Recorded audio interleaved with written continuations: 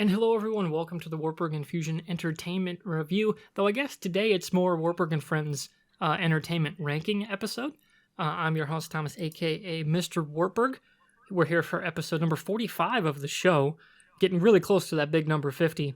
And I'm joined today, not by my usual co-host Mr. Fusion, but by two amazing guests, starting off with Crofteria. Hello. And you may remember her from a similar ranking video we did last summer with the Mass Effect characters.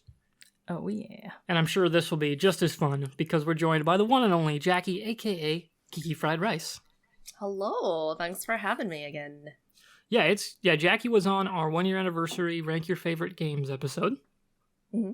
And around the same time, she may be on the next 2-year anniversary one because I'll be in Austin. So, it's going to be a good time. Oh. We're going to do an in-person podcast for the 2-year anniversary. Oh my god.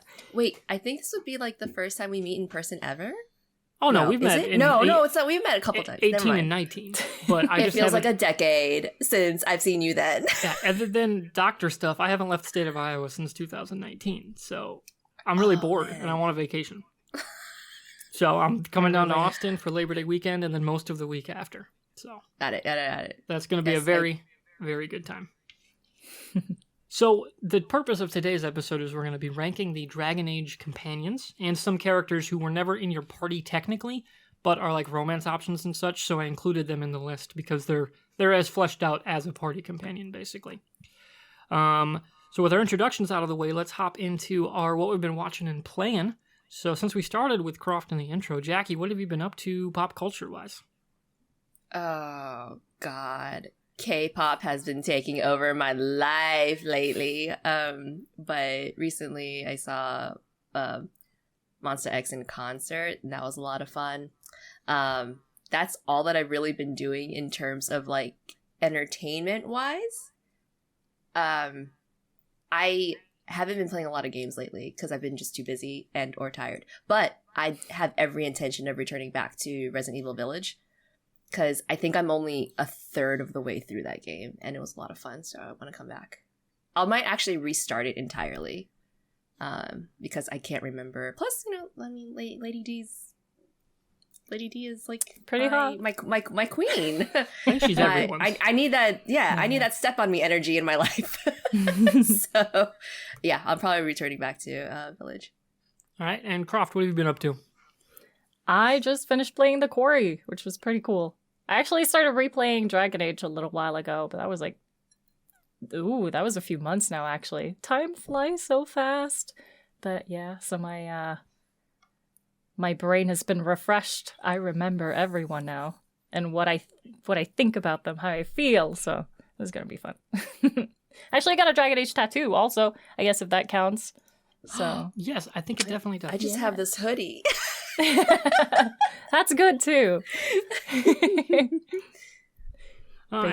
Speaking of those streams, Crofteria was just streaming them over at her Twitch channel, which if you're watching on the YouTube video, her actual handle is above her on the actual thing, and so you just do twitch.tv/that. And there you go. And the links will all be in the description for everybody's social media, their Twitch channels, so definitely check them out if you're not already. So as for me, my list is a little longer because I've mostly been watching a lot of TV. Less games. Been watching The Boys, Star Trek Strange New Worlds, which I will never miss an opportunity to rave about because it is a 10 out of 10 show. How they managed to make a prequel show to the original series Trek from the 60s, just a straight 10 out of 10 sci-fi show, I don't know, because it's perfect. They haven't missed a single episode. It's amazing. The Outer Worlds is the game I've been playing, finally, 3 years late. Finally gotten into that. I don't know why the first time around it just never hooked me, but the second time, I'm in. And then been watching Ms. Marvel, which is amazing. It's super fun. And then Obi-Wan Kenobi, which Fusion, when he's back this week, we're going to talk about. It was a decent show. Had some really fun moments, but I'm actually way more excited about where they might go in a second season, if it gets it, than where we were in this season. But I guess that's just kind of the story. That kind of like broken man thing. Not really like a story that hits for me. I don't know why. Just never has. Okay. And then this week, I need to dive into Stranger Things, which is out on Friday, the final part of season 4, and then also the Umbrella Academy. which is a weird, quirky superhero show that I really enjoyed seasons 1 and 2. I'm excited for season 3. So, now that the introductions are out of the way, let's dive into some of our stuff on the Dragon Age series in general, which will be our favorite game, our favorite protagonist and class, and a little discussion about those games in general before we move on to our actual companion rankings. Because we got to get to those because there's 28 characters, guys. It's a lot.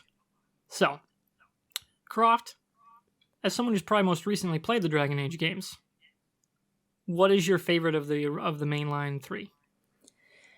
Probably Origins, because it has Alistair. So that's a segue over to my favorite character, I guess. But I feel like Origins just kind of, I don't know. It's just so good. I don't even know what it is about it. It's just so charming, even though it's not aged super well. It's just... That is certainly true. That engine does not hold up that well.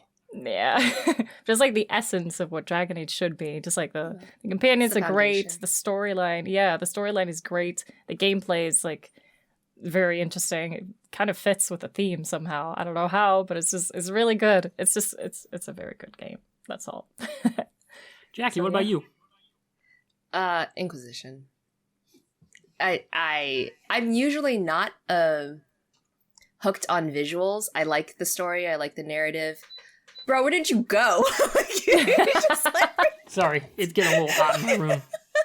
He's like, Inquisition. I don't want to hear this. And I'm not home alone right now, so if my dad needs something, I might have to be like, okay, what did you say? Clearly, I said the wrong title. Oh no, I appreciate the variance in that discussion. No, but I just remember I was just like stunned by the game. Like it was very reminiscent, like when the title showed up, when the title card showed up, and I was just like, I got goosebumps, and I'm like, oh my god, this is the game. And I was really excited, and when you got to see like a dragon just like messing around with stuff for the first time, like, what is this now? And so that like excuse me, I have asthma and it's not a lot of fun right now. Yeah, that was just breathtaking to me, and it was so overwhelmingly beautiful to me that okay, I have to. I think this is my favorite. Yeah, the dragon hunting in Inquisition, it was incredibly fun. Especially with Iron Bull. Oh my god, he's so squishy. He's so squishy. On nightmare difficulty, he's like not usable for me. I don't know. I can never keep him alive. Jesus. Like, I just can't. He's supposed to be the opposite. Yeah, he's supposed to be this like high DPS guy, but man, one hit, he's down. Like, I don't know if I'm just not building him right or what, because he's an amazing character, which we'll get to in a minute. I quite enjoy his character in that game. For me, my favorite, to echo Croft, is Dragon Age Origins. I think it's close because Inquisition is really, really good. I think 2 would probably be universally our least favorite, even though it's not a bad game by any means. It's just, it doesn't hit that high bar all that often for me, for Inquisition and Origins. But Origins has the way stronger first act. That really unique structure of all the different Origins having their own runtime, but it's not too long. Like, they don't overstay their welcome, and they introduce you to the world and the mechanics, and then you're into the story. Whereas Inquisition, it takes you like 10 hours. Because if you do everything the game lays out, it's like 10 hours, and they never really properly define, pick up the pace, you're supposed to go here. And it just, a lot of people get lost there, and it takes a while to get into all the fun characters. Because if you don't do everything in order, as quick as the game wants, you can take 8-9 hours to get to Iron Bull, right? Like, to get to those later, getting close to Val Royeaux, like, part of the story, which is where they want you to go. But it doesn't drive you there enough, whereas Origins is, on a story level, almost perfect throughout the entire thing. So that's what really separates it from me. Because the characters in Inquisition might be my favorite batch of characters. But it just takes so long to meet them all. Yeah. No, that's fair. So now that the games are out of the order, and by the way, chat, let us know what you think too. We are live for a reason. I do like some interactivity in these shows. So of course we got from our what we've been watching and playing, Pathos, and Chris have been saying they watched Multiverse of Madness now that it's on Disney Plus. I've been meaning to rewatch that. And speaking of, my brother never calls me ever. I'll maybe call him. I'm a little older, so like actually calling up someone on my cell phone is something I'm way more comfortable doing. Apparently, we're like 5 years apart, but he's down in Burlington, Iowa, which is about 5 hours away. So I like to talk every once in a while because he knows more about building things and fixing things than I do. He was always the guy that was going to take over the farm, and then it didn't really work out. But so he calls me Thursday night, straight out of the gate. I just say, "What's up?" And he says, "What the fuck?" Like he's mad. Like, I don't know what's going on. He's like, "Multiverse of Madness was really fucked up." I'm like, what? No spoilers. I'm not going to spoil it. But he was like, I did not. He did not. He never watched any of the trailers. He doesn't do social media. He doesn't go to movies. He's really like old school redneck. He's outside all the time. Right? He's doing construction. He's working on his acreage. He's never in front of a computer or watching stuff on his couch. Like I bought him a Series 1S, and he hardly ever plays it. I think he played Red Dead Redemption, and that was it. So he never watched the trailers, and he did not know what to expect. And he was absolutely just blown away. It was like, it freaked him out. So he had to call me, and we talked it through for about 10 minutes. Aw, that's actually kind of wholesome. It really was. It was a really good conversation. And I actually really enjoyed that movie, too. So, Croft, I think you're going to dig it. Yeah, given that you were just playing a game that had Ted Raimi, you're going to like a Sam Raimi movie. Yeah. See? Callbacks. All comes full circle. And now we got Timber jumping in the chat saying Origins is their favorite. Played for 3 days. 3 days straight. You win a 72-hour marathon on Dragon Age Origins? I mean, I know it's a good game. It's pretty much me. I played for 50 hours in the first 3 days when I had it. I was just like not stopping. It was good. All right. So now that the game is out of the way, we'll go. I'll start this one. Which is the best protagonist? Or I guess should I say for your favorite protagonist? For me, with these kind of RPG games, especially the BioWare ones, and I would say I normally actually play the female version. Because like in Mass Effect, Femshep's the go-to. Jennifer Hale's the GOAT. Absolutely no question. Yep. But for me, it's Dragon Age 2, the female, like, sarcastic Hawk. She's got the perfect voice for it, and I'm blanking on her name. I should have wrote it down. Because she's in Mass Effect 3, actually. It's the voice of Trainer, I think, is female Hawk. Maybe? Or maybe it's Bryn, the lady Jacob can cheat on you and hook up with. One of those two is the Inquisitor. The other one's Hawk, if you play female. And her voice is amazing, and the timing is perfect. Like, they absolutely nailed it. And I can't help but laugh every time I play that game. Even though it's not my favorite story, that protagonist is my favorite. So, Croft, which one's yours? This is a really tough one, I think. I kind of like the silent protagonist in Dragon Age Origins, just because it's kind of... I usually play as myself in those games or whatever, so it's like it kind of helps to get more immersed in it, I suppose, when it's a silent protagonist. Yeah, it is definitely more traditional RPG. Yeah. Not really sure what route, though. I usually go with Human Noble, so I guess that. Oh, that's a good one. Yeah. Yeah, it's a very good backstory, I guess, or prologue, or whatever you want to call it. And in your Discord last night, I think it was last night, someone in the spoilers was like, oh, hey, I never realized the human mage is technically related to Hawk. I was like, that blew my fucking mind. That game's been out of date. Like, what? I had never thought about that. Yeah, I never came to mind. Never. That's crazy. Like, that is a really well-built world, which is one of the reasons I love Dragon Age. So, Jackie, what's your answer on this one? I mean, that depends. I can't just choose one because they all mean different things to me. And we're going to get really into this when we start talking about the companions. But the Human Noble is always going to be like a sentimental favorite. Because that was the first. That was like the very first jump into this world and universe. And but I do like to start with a default in every game and then branch out to see what the actual major differences are. And anytime that I can step away and play like a different race even, that and see how the world treats that person, that is always fascinating to me because, I mean, spoiler alert, I am Chinese Japanese, so I see the world in like different, through a different lens a lot of the time. So anytime that I can play an elf or something, you know, you get to hear how the NPCs react to you, how your companions react to you, and where the story takes you. So, but I will say, for sentimental reasons, the human noble would be like top for me. So since it's, and honestly, I mostly play human noble when I'm doing Origin. I do have a question.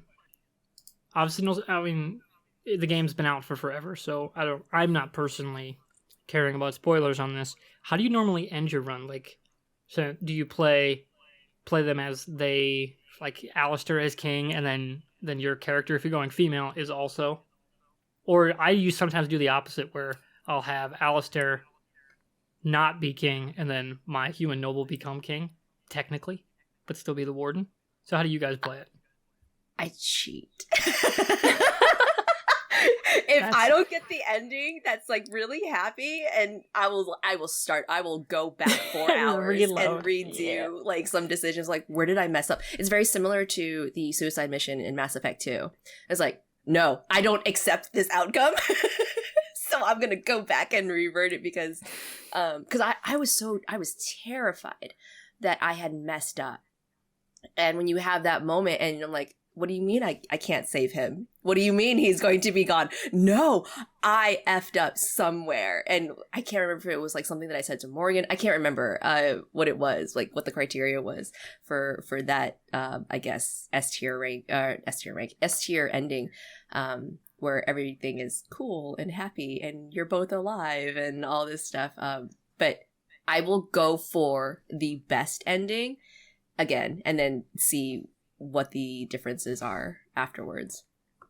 After that, second, third, fourth playthrough, I don't care. but I need the perfect one the first time around. I just like the wholesome endings in general. And like, so my very first playthrough, that was before Inquisition was out. So I didn't make Alistair king because that's not what he wanted. So he doesn't have to be king if that's not what he wants. But then when I played Inquisition and you get that one choice, yeah, you know the one. I was just like, nah, I'm not doing this. I'm gonna go back. I'm gonna replay everything and then just come back here later. I just couldn't do it. It's like, no, don't. So yeah. Plus, you get that extra twinge in Inquisition if he's king, and you side with the mages. Technically, he did meet his mom. Technically, that is true. That it took me like 3 playthroughs to realize. Oh shit, Fiona's his mom.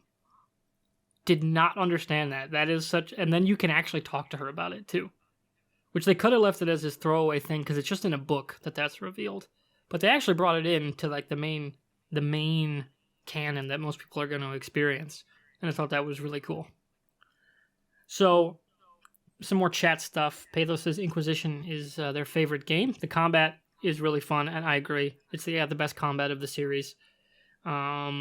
Timber double checks me on the voicing. Joe Wyatt is is Femhawk and Bryn Cole in Mass Effect 3. She's the Cerberus scientist that defects and then you can save them. I think on like a Novaria type planet. And then Timber also says they prefer playing the female dual-wield rogues. We'll get into class here momentarily. Intends to play the humans on their playthroughs. And yep, they married Alistair as king. So their warden became noble as well. Or I should say royalty as well. So, speaking of class, Jackie, how do you normally play these games? What's your go-to? Deal as much damage as possible. Okay. That's always, like, if I can get away with stabbing somebody in the back, all right, cool, I'll take that option too. But usually I will either play, like, tanks or DPS. All right. I can't do range. I don't do well with like hunters or mages or healers. God, I would be the worst healer. I can't. I'll support you in real life, but in game, I don't know what the hell I'm doing. I won't be able to do that. I'm just like, just give me one target to focus on or multiple and give me a path. I will go there, and then y'all worry about everything else. That's usually my go-to. Hey, that's certainly fair. Croft, how about you? Yes. I go dual wielding rogue. I feel like tank is usually a bit too slow for me. I'm like, come on, this is taking forever. So rogue, just because it's quick. Mages, I'm not really. I feel like it's just like you stand on the outside, you heal people, you do a little damage here and there. I just kind of never really found the charm in it, I guess. So rogue is just always what I play. I rarely ever change. Fair enough. I think I would like mage in real life. Yeah, in real life, I would love think that. in real life I would. Yeah. Yeah, like not in the game. The combat mechanics in all 3 games for mage, they got better in Inquisition, but it's still just stand still, tap A. You know, to like just base attack and then do your specials as you can. But like it's really just flipping around a stick. You know?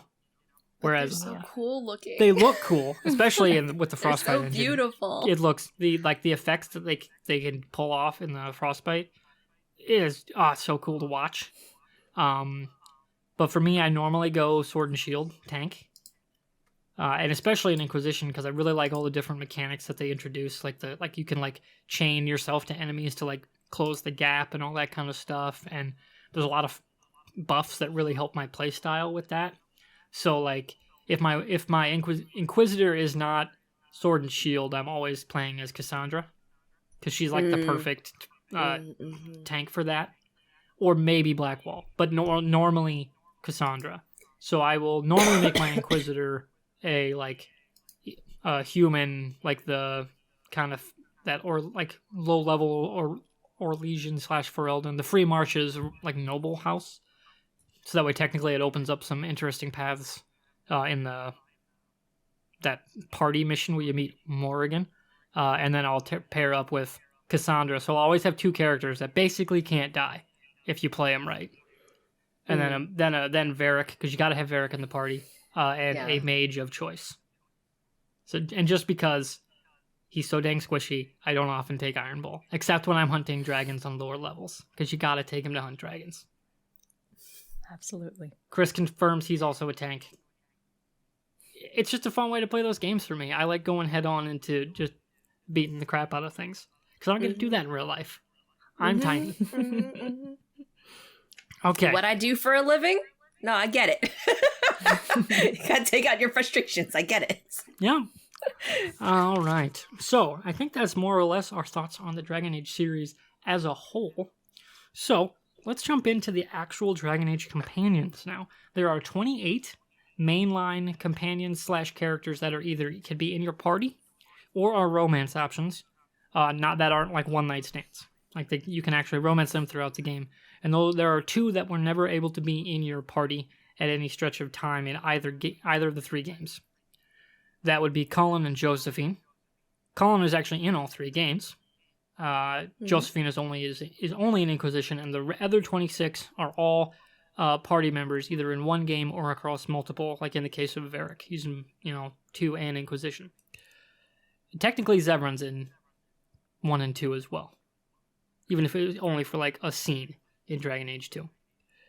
Okay, and he's like mentioned in Inquisition. Yeah. Like, I think it was like correspondence or something. Yeah, a lot of them get mentions across the various different things, and like Leliana's in all 3 in various different ways.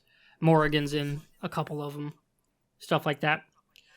So we're gonna probably do this in alphabetical order, which does mean we're gonna start with the best boy. Do you want to put the link in chat so people can do that to their own?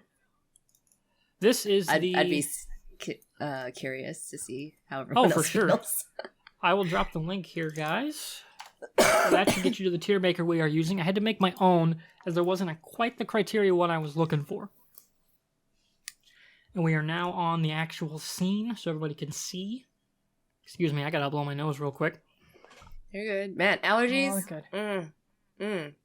It's pretty bad right now. Not It's pretty bad. I've been lucky, actually. It's supposed to be like really, really high allergy levels or what pollen levels. There we go. I don't actually have I any haven't really been suffering. like allergies like that. Mine's just I picked up a cold. I can kind of feel it in my throat. Rough. Hopefully it's not a too bad a one. Pathos. I sympathize and empathize with you. Yeah, I had a cold a couple weeks ago. Absolutely knocked me on my ass. God, that was awful. Spent a whole weekend basically in bed. Ugh. And then my boss ended up getting strep throat, so maybe I had it. I don't know. It was very weird. Yeah, she had to stay home from work for like 3 days because it took forever to get her into the doctor to get antibiotics. Yikes. So, okay, to the actual thing. Oh, and another question I was going to follow up. Of the 3 games, I should say in your favorite game. So DAO for me and Croft, Inquisition-ish for mostly Inquisition for Jackie. I guess, well, who's your preferred romance? Alistair, easy. I'm gonna get in trouble. Oh, okay. So that's the good stuff. Get in trouble. Okay, so I have to. Okay, I'm just gonna preface this now. With the way that I ranked these companions, and it's similar ways of romance and how I chose them. Is, am I playing as me? Am I playing as just someone who doesn't relate to, you know, real life? Because, like, some of this stuff is pretty toxic. And I'm like, I would never go for this in real life. But in game, heck yeah, that's my jam. So, with, it's always a toss-up with me between Colin and Solus. And I know how people feel about Solus. He's a very polarizing character. I get it, but just the way that it blossomed over time, I'm like, this is so pretty and cute. Why did it have to fall apart? But I will also say too, with Inquisition, there was more, like, the game didn't really end until you play the Trespasser DLC.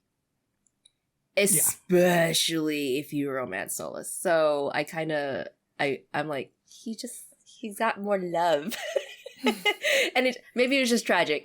Maybe that was a draw of it. It is a great tragic relationship story. Mm-hmm. It's so good though. I see the heart icon. I'm like, smash the heart icon. Yeah. I don't care what the option is. It's like, consider like everything, but you know, keep Solus in my life. But yeah, I would say like I guess my default would be Cullen. I've actually played through that romance once, and it is very wholesome. Like how they could end, and like they live on that like kind of like in that like, cabin in the woods, basically in the mountains, right? Like, and they can I think they can get a dog if I remember right in one of the end scenes. It's very cute, and it's a fun romance because Cullen's like an actually compelling character without ever being in your party. Because, you know, like the struggle with him being an ex-Templar. I thought they handled that really, really well. Mm-hmm. And actually really fleshed that part out quite a bit. Because he's like the good guy version of, like, if you have Samson leading the Red Templars. Like, that's a really fun parallel that they play with. And I really like it. Mm-hmm. So, can't go wrong there. Also, the romance... My romance mentality is also different because I'm like, this is more like my default setting, but what if I did this tier ranking by dating material, husband material, and sneaky link material? That would be a completely different setup. So see, that's where this gets interesting because it's all about what criteria do you use to rank them? Is it gameplay? Like, is it the mechanics? Like, these guys were always in my party. They have the most interesting story. The relationship is fantastic. You know, like, what is the, like, and then how do you prioritize those things? Mm-hmm. That's where these kind of conversations get really interesting, which is why I wanted to have 2 people who are huge Dragon Age fans join me on this podcast. Wouldn't be the same with people that didn't know what they were talking about. So, Timber, to answer your question about no Awakening characters, generally, I shied away from DLC characters who could not be in the mainline story, and weren't like DLC, like only in a DLC. Like Shale is a DLC character who can be in the main story. Same with Sebastian in Dragon Age 2. Anders is in Awakening. Yeah, I was like, technically Anders? He's in there, but the rest of that group never shows up again. Though I actually really like the female mage, the elf mage in Awakening. So I was close. I was like, God, she's a fun character. And I really liked her voice actress. But, you know, I had to pare the list down, otherwise it would have been insane. Like, the actual number of companions you can have, even one-offs, it's like 40 to 50.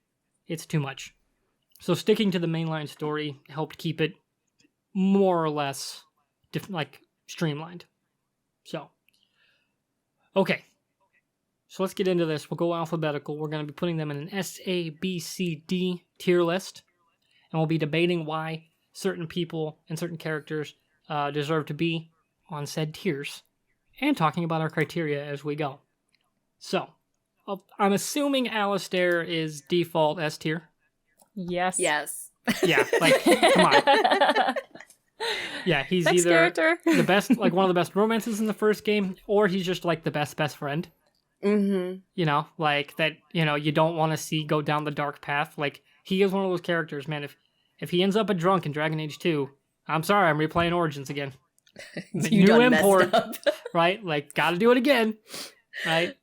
Same, like, stuff like that. Like, he's one of those kind of characters. He's like a linchpin character to, you know, the whole series because of how strong he is in the Foundation game.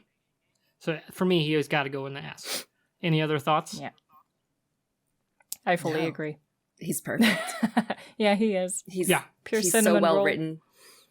Like, execution, everything is just like he's perfect. He's a And all the perfect jokes in character. Dragon Age 1, like, if you Yeah, play he's like so a little sarcastic funny. with him, hilarious. Mhm. Okay, next on the list alphabetically is I believe was I watching, I think it might have been you I was watching him play this, where you were struggling between Fenris and Anders? Or was I watching Yep, Chloe? that was me. Yeah, it was you. That was Okay. me. That was most definitely me. It's just like, I don't know. It's the angst. I love angst. Yeah. Angst romances. Comforting. That's why I love the soulless romance, because it's so sad. My heart breaks. That's why I love Anders too, because he's just like, he's so sweet. But then he does all of the stuff he does. And it's just like, oh God. It's so sad. I love it. I love it. But as a character, it's so hard to decide where he goes. I am really not sure, honestly. Because he's like, he can be very, very sweet, but then you also have that really hateful side of him, which is just like, you need to tone it down a little bit, bud. So, yeah. That's a But tough then one you for think me. about why he became that way, and like, oh my God, your altruism just like shot you in the foot, essentially. Like, you just Yeah. Mm-hmm. So, like, for me, it's like, he's a character that if you're not romancing is lower on the list. Yeah. So, like, does that keep him out of a certain tier? You know, because he's not an overall, like, absolute, like, slam dunk S tier like Alistair? I put him as A Yeah, because of that. Okay. Yeah. That I feel actually like A I could or vibe B. with. Yeah, A or B. Because it's so integral to Dragon Age's 2's story. Mhm. You know, and then how you deal with that emotional decision making at the end. Yeah, I walked away. I was like, how dare you?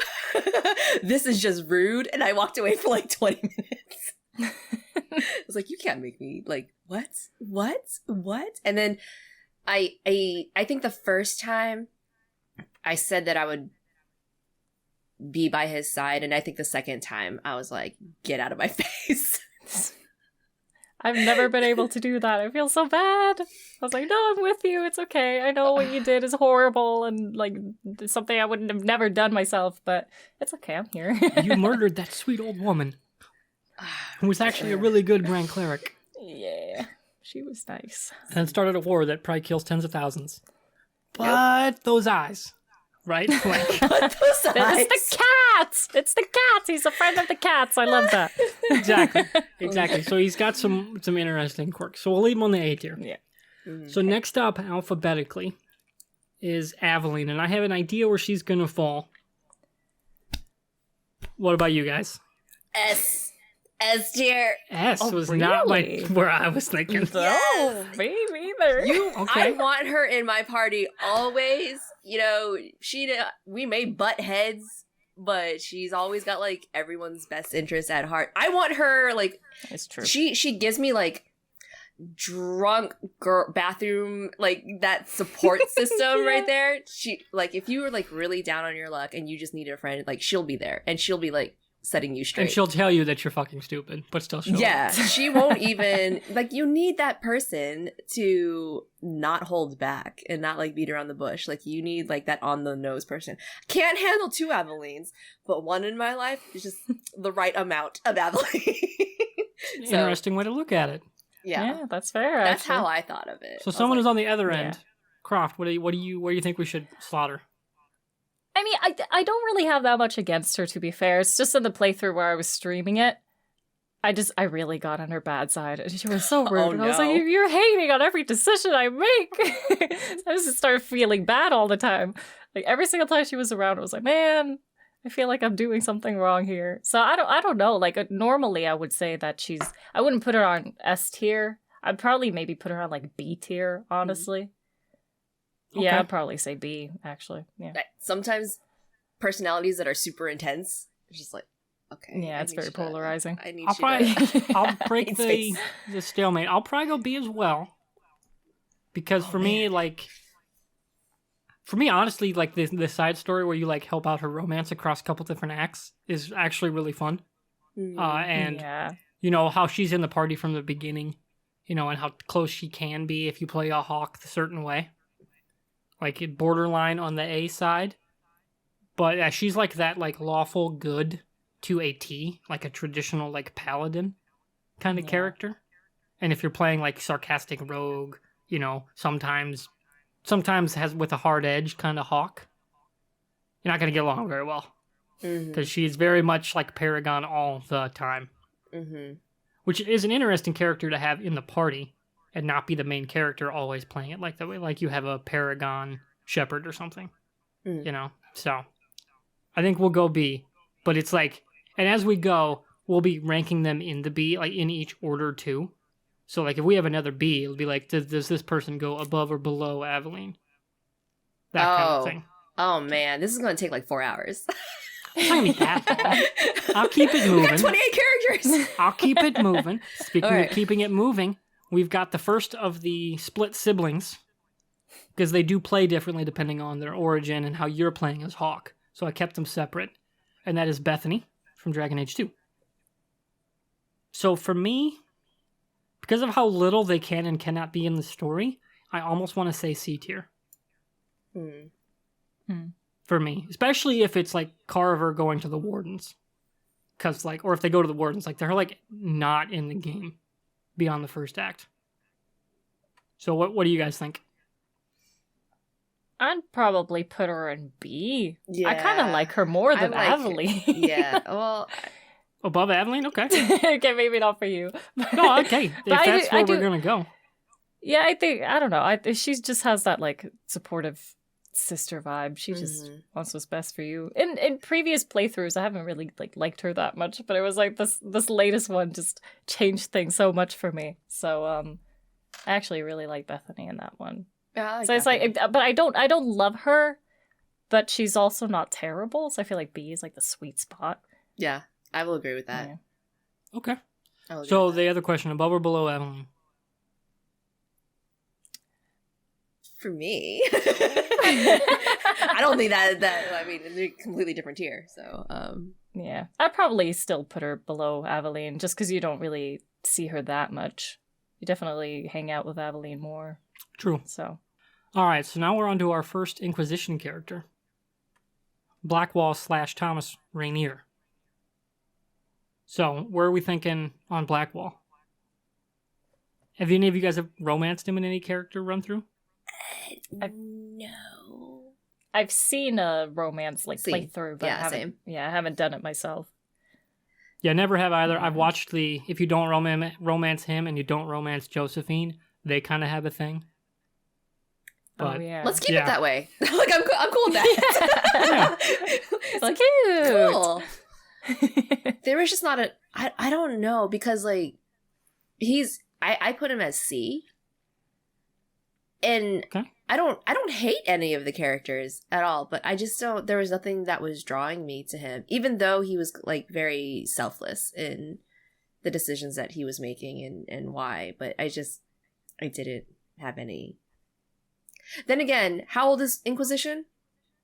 Inquisition 2014. is So It's So got 8 years. quite a God, few, 8 almost years. almost a decade. So I haven't played Inquisition since. I might have played one playthrough, but I may actually have different feelings if I were to replay it. So, but for right now, he's C. But I mean, the world has changed quite a bit in the last few years, so I may see him in a different light today. Who Okay. knows? Yeah. Croft, what about you? I'm putting a lot of characters in B tier, but I feel like it's just like it's such a good spot. It's right in the middle. He's also like I don't really pay attention to him much in the game because he's just kind of he's very far off the map. Yeah, You have he's to off go in very his own far part. to go talk to him. Mhm. Yeah, so I just can never be bothered. But I really like his story with that whole plot twist, like, oh, you're not actually who you say you are, and then you have Mhm. to decide whether you want to help him or not, and whatever, Yeah. which I find really interesting. So, I probably B, just because of his story. Otherwise, I would probably also put him in C. Okay. See, now I'm gonna break this and say C. Number one, for content, so we have somebody actually in the C, but also, if he's not in the party, his like consistently, like one of your go-tos, I just don't think his story really hits all that well. You know, like he's like just really muted of a character. Like he's got some interesting traits and all that, but if you're not intentionally making him part of the story, there's nothing in the game that really forces it until that twist, Mhm. which really won't That's matter pretty fair. if you haven't connected with the character. So that's why I would put him in C. But he does have some really fun party banter Mhm. when you have him in the party. Especially if you pair him with, I think it's Sarah.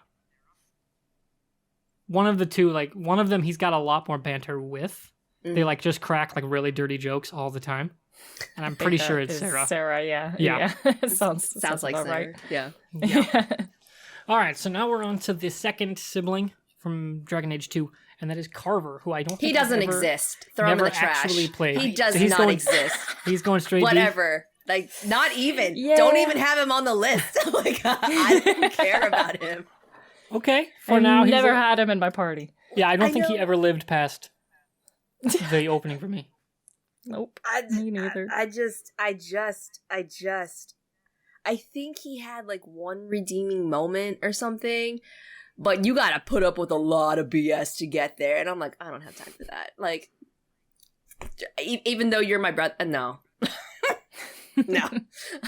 Like, I can't even think, like, I was just thinking, man, can you imagine, like, all the fan fiction out there of, like, what growing up with someone like him would be like? Oh my god, no. Just, he doesn't exist to me. Doesn't Okay, exist. certainly fair enough. I'll watch YouTube videos. Yeah. But, like, quite honestly, but on a more serious note, like, there's a lot of things that he says in, like, such a short amount of time that I'm like, this is not healthy. Like, the way that you're treating who's supposed to be blood, like, no. Yeah. He's someone who needs therapy. I couldn't. So, Croft, any disagreement on putting him just default bottom?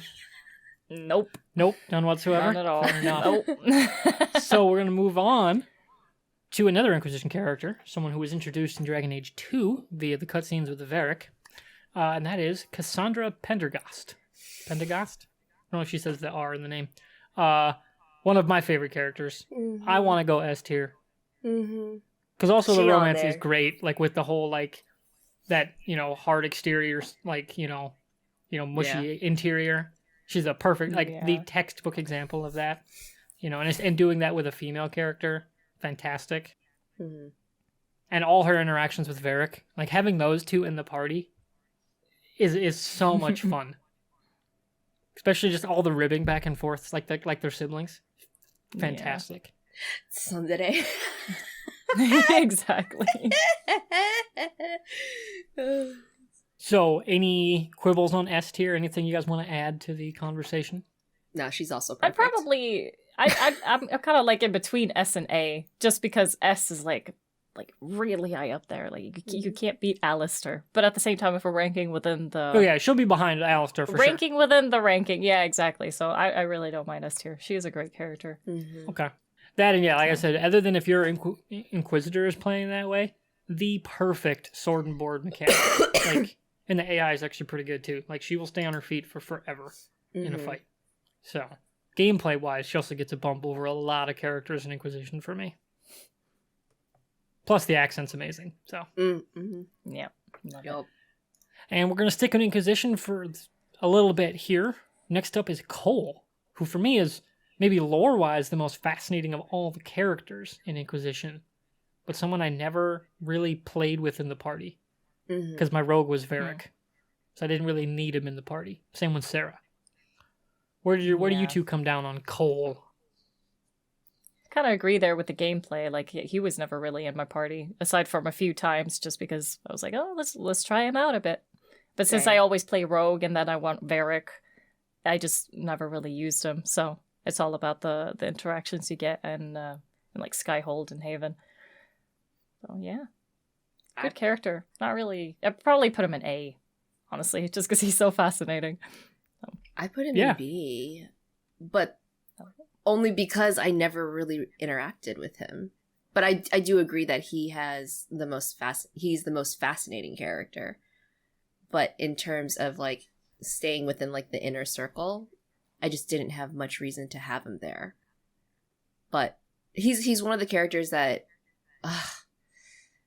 it sucks when you have such great character like Varric, and then it just kind of like pushes away similar class characters that you want to know, but because of the way that the system is built, you have to go towards your favorites, and the others are kind of just like, so he's definitely like a second playthrough character for me because I want to know more. Like the it's there, but I just had to go with my favorites on the first playthrough. Pathos in chat. I never romanced him, but I really dug Cole's hat. He does have a really big hat. Fancy hat. Yeah. I just wanted to hug him. I just wanted to like take his hat away and just like I just want to like hug you and he's like be a big sister to you. Yeah, he's another one of those characters who, like Anders, is fused with this spirit, and it like, but even more deeply because it's like Cole with like the human character is like been resurrected by this spirit basically, and it's really fascinating like bringing him in the party. Like I've watched multiple YouTube videos of his party banter and like especially which one's the Titan one? The one with the dead Titan in the DLC. If you bring him in the party, his background dialogue about like the stones talking and all that, like the lore ramifications of some of the stuff he says is nuts. Like basically maybe reveals the origins of the universe if you parse things out correctly.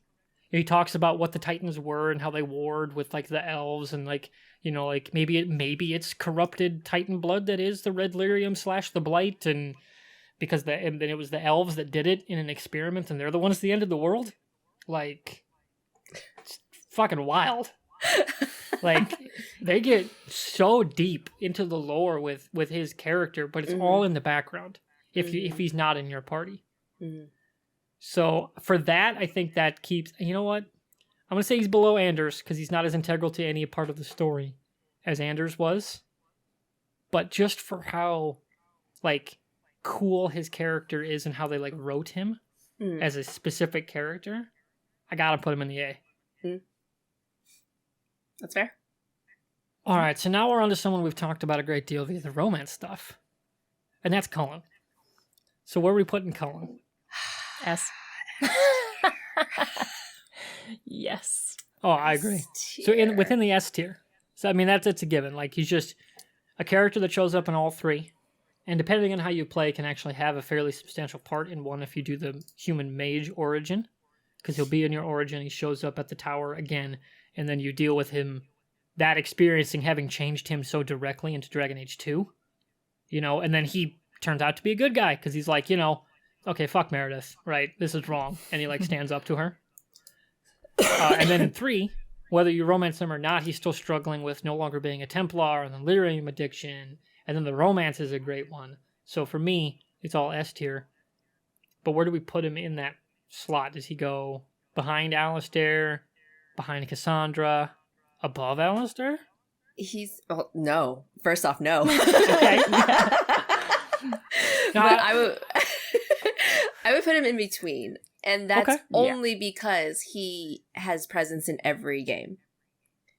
So you get to see like a lot of his story over time and the way that his character kind of has evolved over time. All right. Now, that's literally it. That's the... Oh, certainly fair enough. Croft, any other thoughts on our boy Cullen? I feel like he's in a good spot, like between Alistair and Cassandra. That's exactly where I would put him. I feel like just his romance, it's so good. It really is. That's essentially what makes the entire character for me. Like even outside of the romance, I would like him. But when you romance him, he's oh my god, he's so sweet. It's just so wholesome. It's just like I'm just sitting by my computer, just like blushing. It's very cute. I like it. Yeah. So Agreed. That's a good spot for him. Yeah. See, this is why it's going to not be so long of a show, because we can agree on stuff like that. So, moving on, we've got Dog / whatever you named him. Your Mabari Warhound from Dragon Age Origins. The only character before Alistair for me. The only character. That is actually fair. Fair enough. Yeah. I mean, dogs are everybody's best friends. So It's true. I can 100% live with Dog being above Alistair. Is that are we in agreement? That sounds good. Yeah, you got to. I mean, he can dig up and find treats for you, okay? Like, It's true. Even though it's stinky stuff and slobbery stuff. and It's still technically I think you gifts. can also have the Hound in 2. But I'm going with the Origins one. You can name them Mabari in two. Yeah. And because So- the character's name was Hawk, I named the Mabari Sparrow. Aw. That's pretty solid, I'm not going to lie. All right, we're back to Inquisition. We have Dorian up next. Let's go. Yeah. Let's go. I love S Dorian's tier for me, character. baby. Yeah. S tier for me. I'm a hard agree. Croft, where are you on Dorian? Again, I'm kind of in between S and A. I do love him. But do I love him as much as I love the Mabari and Alistair, and Cullen? Do I? I don't know. You know what? But How about this? S is fine. Just because of the mustache, he's an S tier. That's okay. We'll put him at the bottom of S. For me, it's just I really love glorious mustache. his like personal quests, like dealing with his family and the Tevinter Imperium and trying to be a better man. I really like that. And his he's struggle funny. with that. So speaking of someone who's struggling with inner turmoil, now it's time for Fenris. So, where are we at on our murderous lyrium in his skin elf?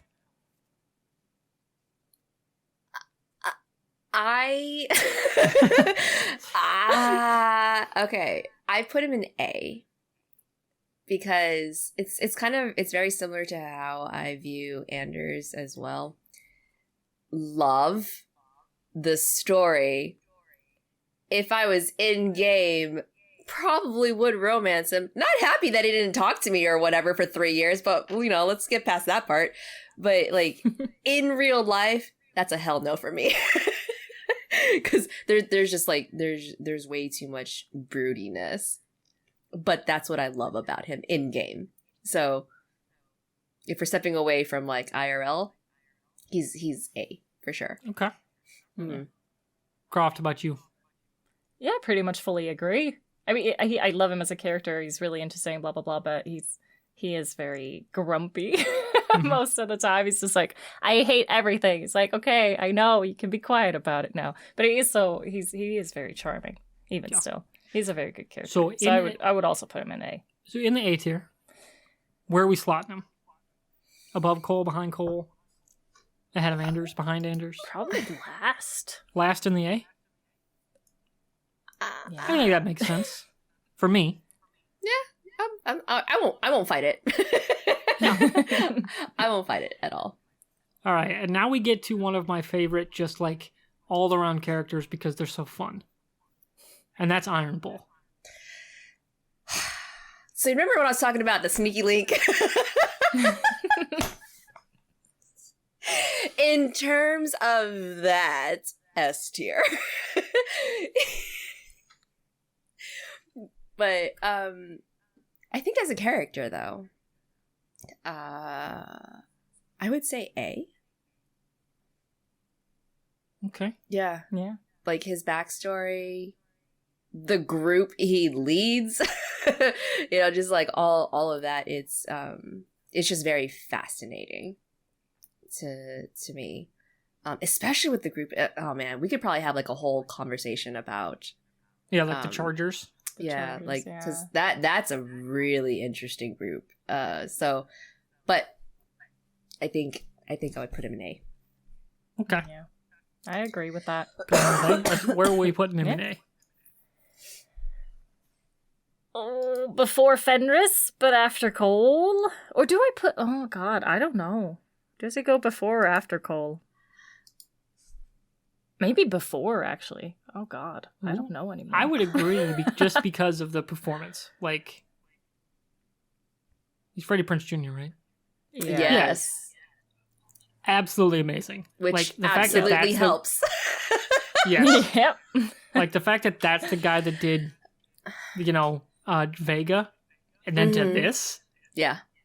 night and day. Like, I liked Vega. I love Iron Bull. Like, it was just so fun of a performance. Like, just all around. So I would go, right behind Anders. And Fred is Scooby-Doo, so that's even better. Yeah. Yeah. That and he was Kanan Jarrus. He was a Jedi. I forgot what you have to do in order to make Iron Bull turn from you. You have to kill the Chargers. Yeah, you have to let the Chargers Let die. them die.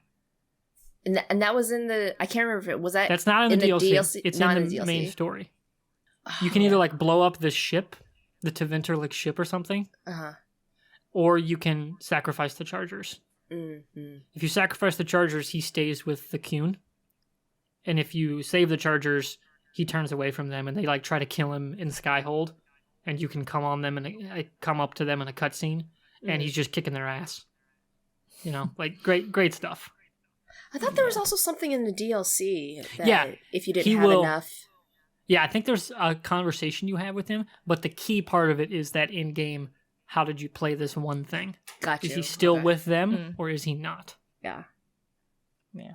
I would never want that man to be, mad at me. Yeah. I'm like, oh, holy crap. I messed up. Yeah. Just imagine in real life someone that big has turned around with, a two-handed sword and is coming to kill you. Shit. Yeah. All right. So moving on to a Dragon Age 2 character who's a little bit in Dragon Age Origins, and that is Isabella. So, for me... Okay, was that Croft that was going to go? Was somebody saying something? Or am I hearing things? I was just thinking. Don't worry about me. Okay. Sorry, you guys are on this side. Everything else is over here. You're good. All good. Okay, so where are we at on Isabella? Prof, you want to go?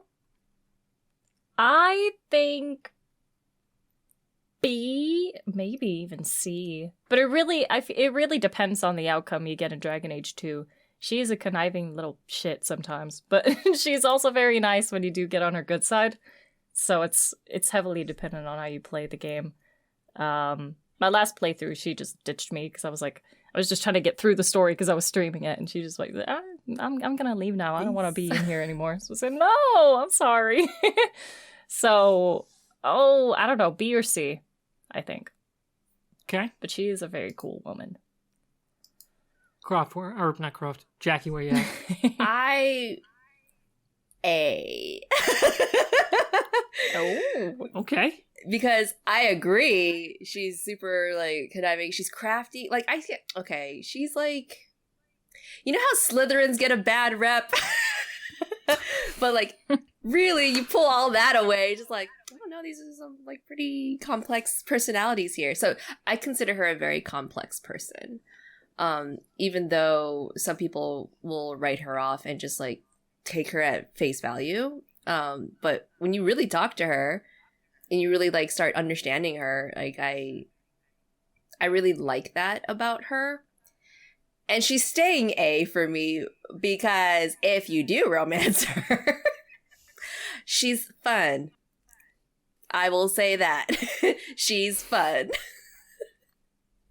Yep, one of the things I like to do is my female hawk normally romances her and then Allie's in the party with her, and they give each other so much shit. Like, they are completely opposite personalities. Mm. And that banter is hilarious to listen to. It's so good. Mm. So I think for that, I'm going to agree. And the way I play the game, she's awesome to have in the party. So I'm going to go end of A tier for me. Maybe above Fenris. What about you, Jackie, since you were also A tier? I like the broody She's certainly boys. more fun of a character than Fenris. I like the broody boys. Fair enough. So We can split the difference and go after, since Croft had her lower. And just put it at the end of A. I don't. No, Fenris is gonna be first for me. Okay. Yeah. That's fair enough. Yeah. I just can't. I have like so much loyalty. And also Gideon Emery. Perfect Quite true. voice. Perfect voice. Let's just say. It is a great voice. Mm-hmm. So, Ow. next up, we've got the other Inquisition character who is an advisor and romance option, but not technically in the actual gameplay party, and that is Josephine.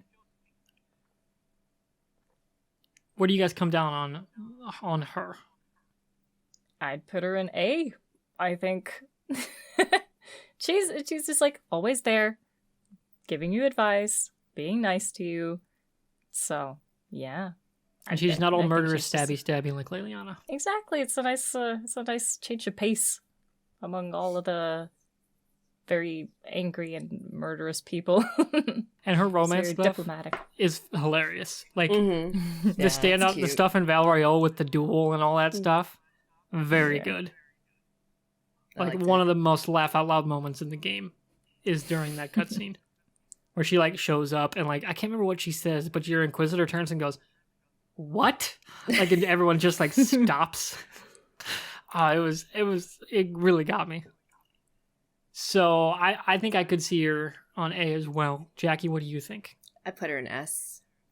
In S. Yes. Okay, so 2 Any- A's and an S.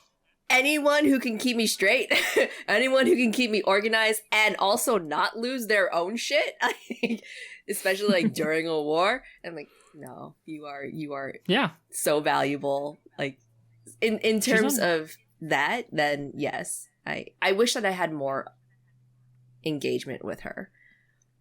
I wish we'd had just- her across multiple games. she's so cool. I love her. And yeah, but She's definitely a character I hope we see in Dreadwolf. I think it would totally Yeah. make sense for a character like her to mhm. show up in a different capacity as you're fighting Solus. I think that'd be quite a fun character to see again. Mm. So if we're going to go A, Croft, since you agreed with A, where are we gonna put her in A? Right after Iron Bull, I think. Okay. Yeah. Okay. Yeah. That's a fair enough assessment. So now we're going to do another character who's been in technically every game in different capacities. That is Liliana. She was one of your party rogues in Dragon Age Origins. Shows up as an assassin for the Grand Cleric. What is the name of the High Priestess lady? What is her title? Oh. Oh God. my god, I know it because Oh, it's so no, integral to yeah. Inquisition. Mm-hmm. Because she dies. Mm-hmm. Oh my lord. I can't remember. Because the Grand It's on Cleric the is the lady that runs the Chantry in Dragon Age 2. Yeah. Hold on. Oh man. What's... Oh, I kind of... It's on the tip of my tongue. I wanna, know. like, guess Chat, it. help us out. What's it start with? What I want is- the satisfaction of guessing. What is it. like the head of the church in Dragon Age? What's her name? Because I Like feel their like if I pope. hear her name, Oh my I might gosh, be I able know to pair it. Yeah, right. I'm all looking Yeah, on 'cause- Is it Wikipedia. Justinia? Yeah, Justinia. Mm-hmm. Yeah. Oh Oh my god. It's fine. We'll figure it out. What is this? She was online to become first enchanter.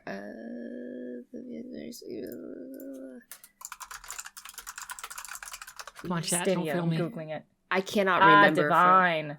That's right. Say what? Divine Justinia. Divine, the That's what divine, it yeah. is. And I love that technically Liliana can be the divine. Same with Cassandra. If you play it right. Mm-hmm. Like that part of the game though is so buggy.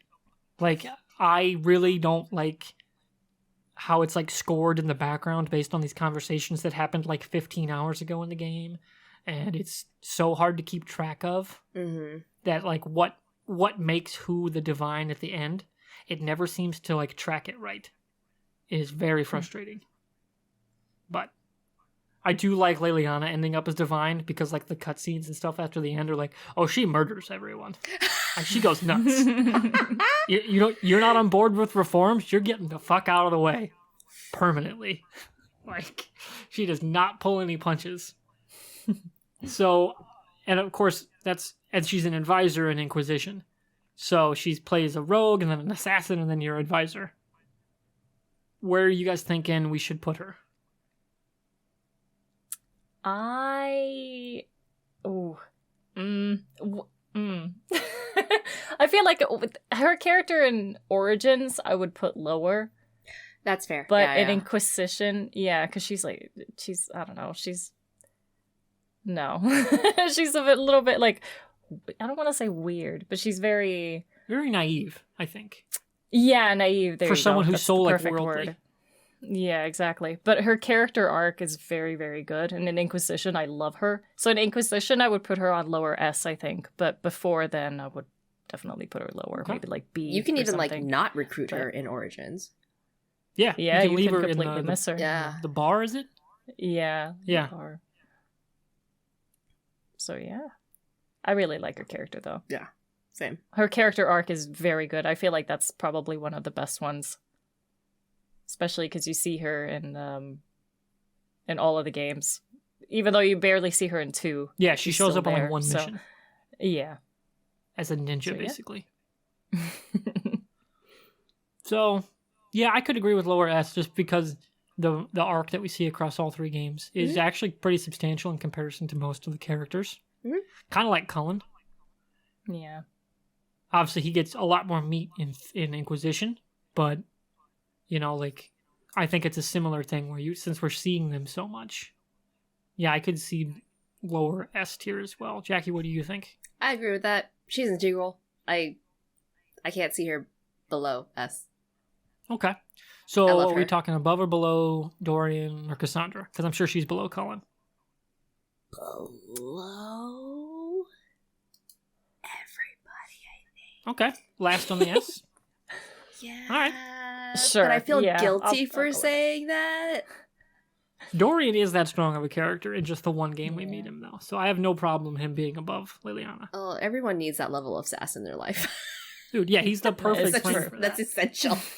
Like, if you play him, like, as Dorian's best friend, like your Inquisitor is Dorian's best friend, awesome stuff. Mm-hmm. Dorian's the best. Mm-hmm. Especially in, like, the DLCs when you meet him, like, after the Inquisition's, like, wrapping up and all that. So cool. Great character. So, now we're on to a one-off character that was in Dragon Age 2. That is, well, technically she was also, I think, in the origin of the elf, the Dalish elf in Dragon Age Origins, and that is Meryl. Personally, not a huge fan. I like the lore and her background with all the mirror and the Illuvian and like the demon stuff, but that part of the game in Dragon Age 2 always felt underbaked to me. Like with the whole Dalish culture, it's just like a place you go to. It's not treated kind of like how it was when you find the Dalish in Dragon Age Origins, if that makes sense. It's a little different, but I liked it in Origins and Inquisition better, how they handled the Dalish. So where do you guys come down on Meryl? I will agree with everything that you said. And also Yeah. she was not my favorite. And I feel bad for saying that. I legit feel bad because like every of these characters, they're so like deep and there's so much rich history and lore behind them. There's a lot behind them, but you have to get past that one layer. You have to be interested enough or curious enough to get past that layer to like start that journey into their background. And Meryl just like I feel so bad because she's so cute and adorable. And then I was like, oh, this is dark. Oh, this is starting to turn into something that I didn't sign up for. And so it just went down that path. I'm like, I think at the time that I played it, I was not mentally ready to handle that type of journey. So I feel if I play it again today, I would have different thoughts and feelings about it. All right, where you at on ranking her? I put her in B. That tracks kind of what we're saying. Oh, I feel bad for Yeah. Now I feel like B is a good place. She's a fun character. I find her very sweet. But like you say, it's also that like she starts out being very cute and then it gets really dark. Mm-hmm. And at the same time I'm like, but I love that because it's like it's so deep. Yeah. She's not just like, oh, she's cute and that's all there is to it. She's like she seems really sweet and then she does all of this stuff. There's just like, you can't do this. What do you mean blood magic? And just like, oh my god. See, I agree. I was debating C, but then when I think about it, she's way more like forward of a character. Like she sticks out more than Blackwall. Yeah. Mm-hmm. So I would say definitely B tier. We talking above or below Bethany? I'd say above. I would say I above think. too. That tracks. So now we're on to my preferred romance in Dragon Age Origins. And that's Morrigan. And because, I mean, it's Claudia Black. That Her says voice so is much perfect. about you. Her voice is perfect. And because Farscape was one of the first sci-fi shows I really dug, and Aaron Sun is one of the coolest female sci-fi characters ever. Straight up. Awesome character. So, gotta go with Morrigan. And I really like her showing back up in Inquisition and how she's very clearly a different character and how much that has changed her. Mm-hmm. That was really cool. I thought they knocked that out of the park. So for me, that's an S-tier character. And her actual like spells are really cool. Like she's fun to play as in the party. But what do you guys think? I'd put her in S too, but I'd probably put her in lower S. But I do love her character because I feel like I say that about every single character. but There's a they're all lot just so good. in this game, and same with Mass Effect. Yeah. Mm-hmm. They do characters super, super well. Yeah, they really do. She's just like really hard in Origins to get along with sometimes. It feels like she just doesn't want to let you in, which is fair given her background and just her as a person, really. And then her character arc is also very good in Inquisition. You know, she has a kid and everything is different. She's looking out for the kid now, not just herself. She's a very complex character, but that's a good thing. So, lower S probably. But maybe before... Oh. It's really hard. But probably... Oh, God, I don't know. You go. Jackie, where I are you gotta coming think. at? We'll see if we can narrow this down. I said A. But All right. Okay. but that's only because she was so mean in Origins. I'm like, why won't you let me love you? And I was like, everything I said, everything I did, is like, Morgan disapproves. I'm like, damn, like I can't do anything right in your eyes. And so I kind of just like gave up a little bit. That was my first initial playthrough, hence my first impression of her. And then the second time I was like, no, I'm gonna make every member of my party love me, damn it. So like I was dedicated to that, my second playthrough. But that's really only it, is because she has like that tough exterior and all of those walls, and for me at the time, that just like that really hurt my feelings because I was trying so hard. And then that just was my impression of her. I'm like, okay, you don't want to be my friend, so you're now in the A tier for me. But as far as like character to the entire story, she's absolutely S tier. Yeah. I would be fine with A tier, actually, because now that I think about it, she slept with Alistair, which is a bit... So... See, for me, that's why you could play the male ninja in BAO. Fair. But then you can't romance Alistair, exactly. so, you know. I've done that once. But normally I play in Dragon Age Origins, maybe it's because it's a voiceless protagonist, I do the male. And then in Inquisition, I normally do play female Hawk or female human Inquisitor. I don't know. That's kind of like the same thing with Mass Effect. That's why I like maybe enjoy playing FemShep more often. But what was I going to say? Yeah, A tier. I could see A. Hurts me a little bit because it's not S tier. But we thinking below Anders, above Anders, down in the list further. Where are we at? I would put her first, I think, in A tier. Yeah, okay. Basically the A plus tier. I'm game. So why is she your preferred romance? I'm just curious. Mostly Claudia Black. Being real with you. Her voice is amazing. Her voice is pretty good. Yeah. That was around the time I was like getting into Farscape and like the externals to the game stuff. Like Claudia Black was just someone I was a really big fan of. And I really liked the character. Especially again, I play as a human noble, so it's a little different experience playing it that way. Yep. Having her as a romance option. Okay, so now we're on to a dwarf companion. I think he's no, other than Varric, he's the first one you meet. And that is Oghren. Your berserker drunk dwarf. Technically also a dwarf because he's a warrior, like Worf. What do you guys think of Oghren? Didn't leave an impression on me. And he's also in Awakenings too. Just didn't leave an impression on me. I played Origins and Awakening, and I still didn't remember that he was there. Yeah, that's one of the reasons I was thinking immediately C tier. I put he's in that Ogre. He's in that Blackwall kind of character. Yeah. See, I find him fun. Like I think he's funny. So I don't mind C tier. I would personally probably put him in lower B just because he's funny. And I remember that. He's like, haha, okay. But yeah, I really don't mind C tier. Because ultimately it's like he's there as a comedy relief character kind of, but then you also have Alistair, which is surpassing him by miles. So for me, I put him above Blackwall because he's voiced by Steve Bloom.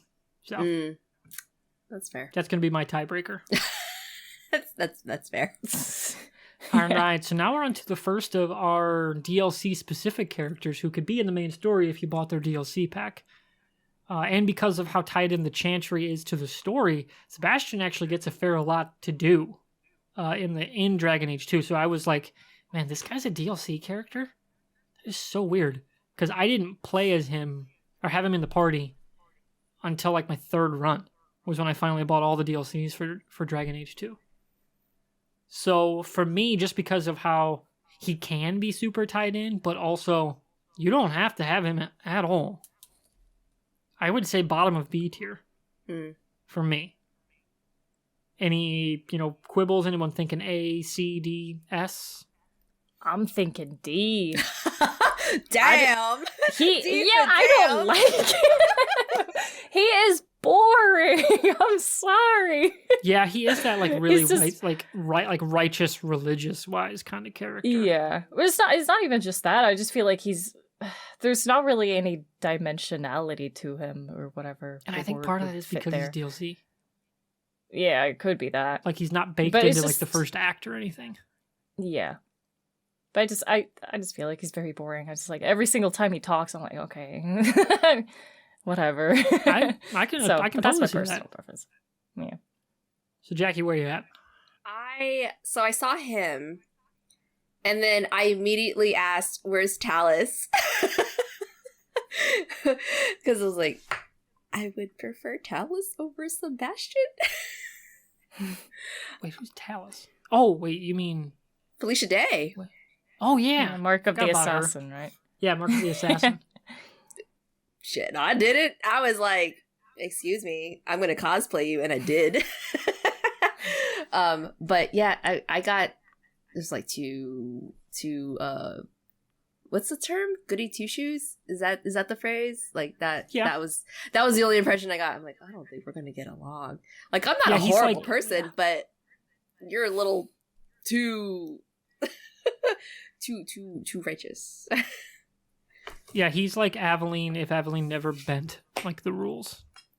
You know, Yeah. like to like stay your friend. Mm.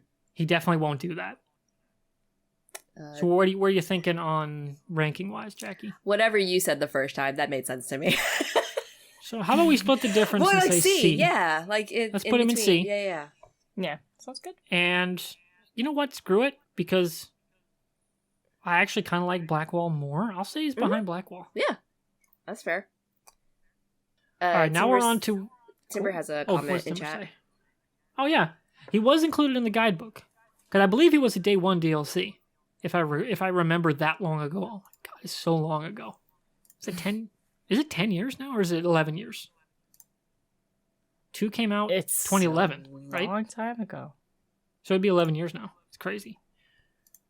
But yeah, so now we're on to the one Inquisition character I literally never played with, ever, and that is Sarah.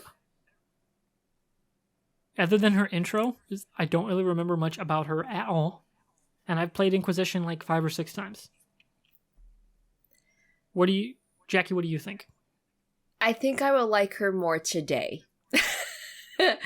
Because I remember, like, playing, like, my first playthrough and trying to, like, engage her more. She came off super strong.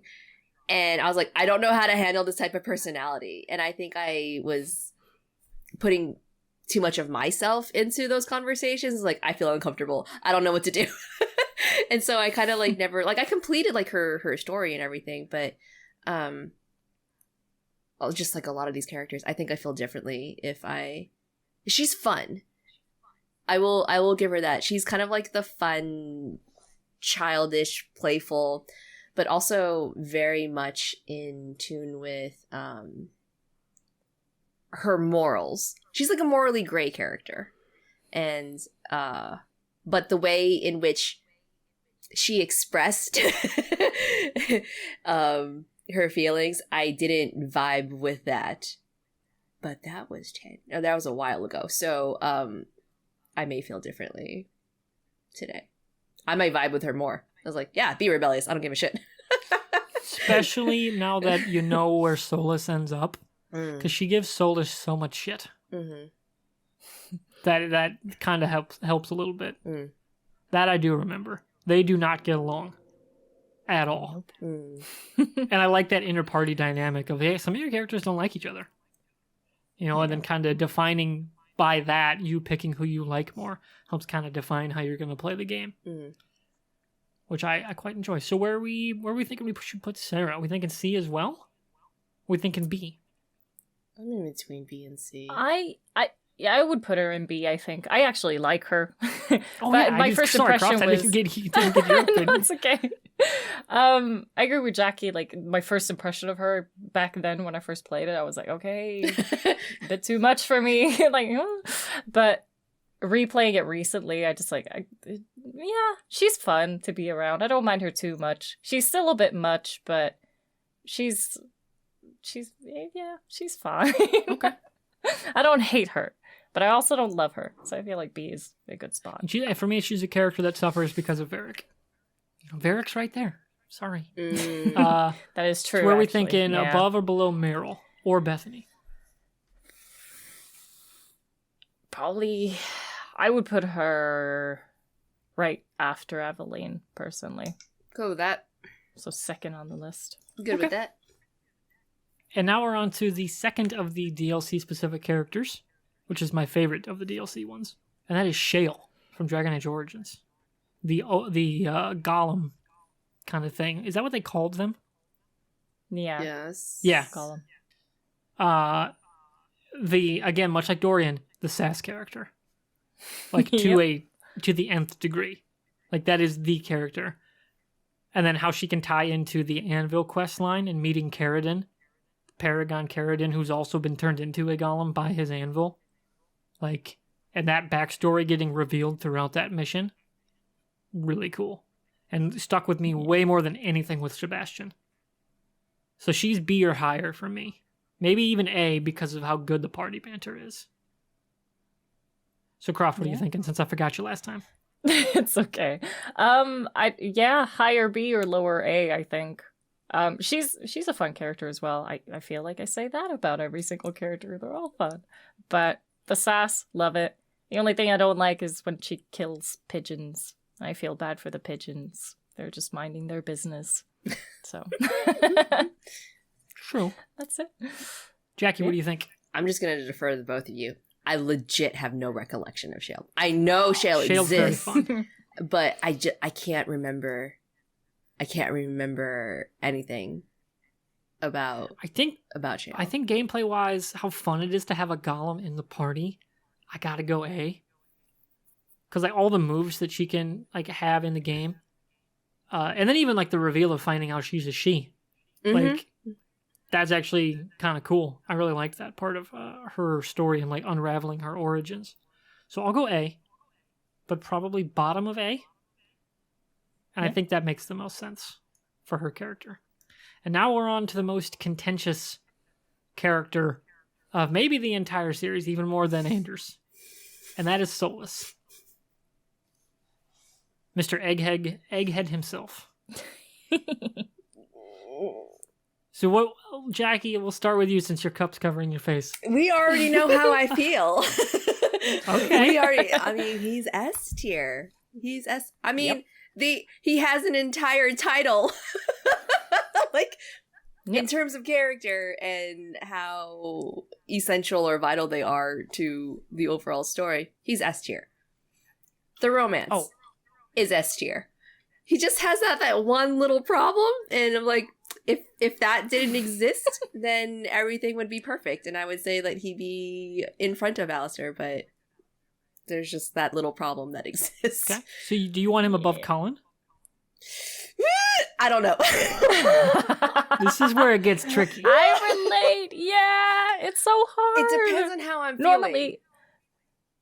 Okay. Today, I'm feeling like, I want like the more wholesome. so Cullen's first. All right. But if you catch me on a not so great day, I'm like, we're feeling Fair a little enough. bit more Solus today. All right. Croft, where do you come down? I am a very passionate Solus supporter. I love him. Okay. But he's the only character that I would like put.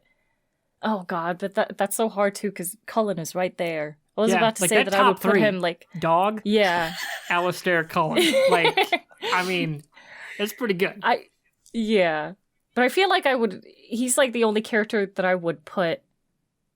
Oh god, I almost don't want to say it. Just say it. But right next to, just like sharing first spot with Alistair almost. Just because of not because of his character, because it's like he is a bit annoying sometimes. It's like, I'm better than you and I know so much, so look at me, I'm so smart, and if you say one wrong thing I'm gonna hate it.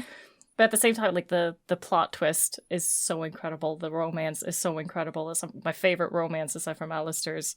And it's just like, and the lead up and the ending in Trespasser, just the next game is gonna wreck me, and I'm so emotional. So I don't know. It's hard to place him because depending on how I feel, I would also change his spot.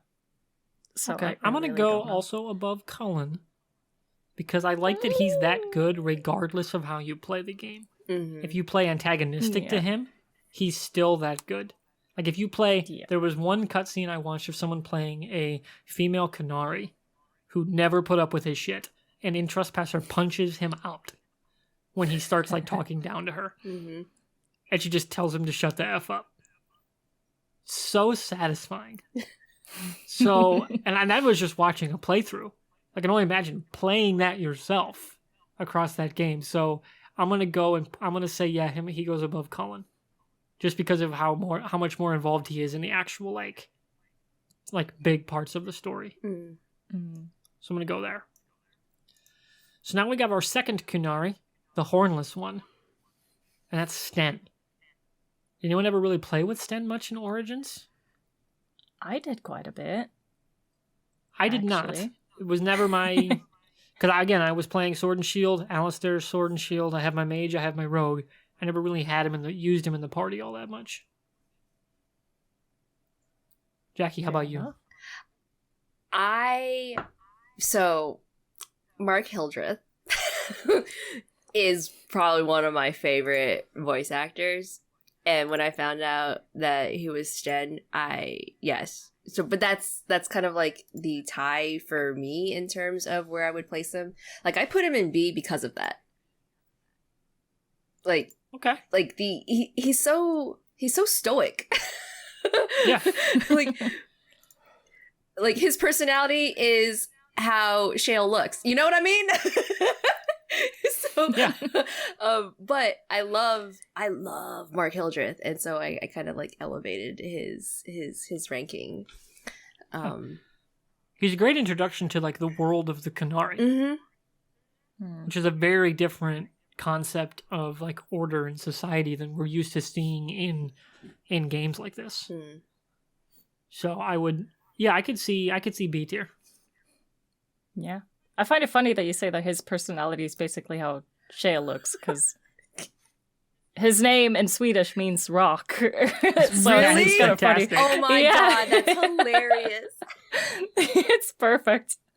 Maybe that's why they picked it, to be fair. That's so funny. Probably. Oh, because to me, Swedish does sound like it's a totally different language. It's kind of like it's almost like listening to someone speak Welsh. It's like, what is happening? All right, so we'll put him in the B. What do we say? Bottom of B? We below Aveline? Where are we thinking in B? I would say bottom B. Double B. I'd put him in the middle. He's a bottom B. Yeah, bottom sounds good. Had to. Sneaky link. I had that joke written down the whole time. Had to do it. Okay. All right. So now we're on to our last four, starting with one of my favorites, and that's everybody's favorite dwarf. Yep. Varric, author of Hardened Hightown. I mean, come on. He's S. Yes. I think he's right after. I think he's even above Cullen for me, just because of the jokes. But I could see him being after. But he's definitely in the top 5 for me. Yeah. That's a hard one for me, too, because I love Eric. He's so much fun, but Cullen's romance is so good. Exactly. Like, the fact that I think maybe that he's not romanceable is maybe... That is his downfall, I think. A tiebreaker, yeah. Yeah. So, put him at number 5? Yeah. Sure. Jackie, anything you want to add on Varric? No. Perfect character. Just perfect. I've been meaning to buy that Hardened Hightown, book, but it's kind of too expensive for how little book it is, because it's really not that much. But that's just my opinion on it, at least, because I love that they did that and they had that whole YouTube thing of him reading a little bit of it, because Brian Bloom's voice is perfect for the character. Yeah, it's so weird to think, that guy voices BJ Blazkowicz too. That's crazy. It's not even that different of a character, voice wise, but they're totally different tonal characters. It's nuts. But that's why he's a voice actor. He can do stuff like that. I think he also voices Captain America in a show. Does he? Yeah, it's Earth's Mightiest Heroes. I'm pretty sure he's the voice of Captain America. He's got a great voice for it. That kind of, from your chest, righteousness. He does that really well. Now we've got another character that, much like Solus, is, to me, pretty, split on whether you like her or not. And that is Vivian from Dragon Age Inquisition. Personally, not a fan. She's the stuck-up rich elite person, and I don't like her. But you get the sense that she's also not a bad person. So, what do you two think on her? I'd put her pretty low. I don't really like her all that much. She has her moments, but most of the time I feel like she's just very rude and I want things done a specific way, and if it's not done my way, I won't like it. It's very, I don't know. That's just the impression I got of her. So, kind of butted heads with her a lot. So, yeah. Okay. Jackie, what do you think? I put her in S. Oh, damn. We're really split here. This is what I mean. She's really split. Interesting. I see her the same way that that I do with Aveline. Like, I appreciate that she's just no nonsense. I don't give an F about your feelings. So you know exactly what you get with her. And yeah, she's very well defined. Mm-hmm.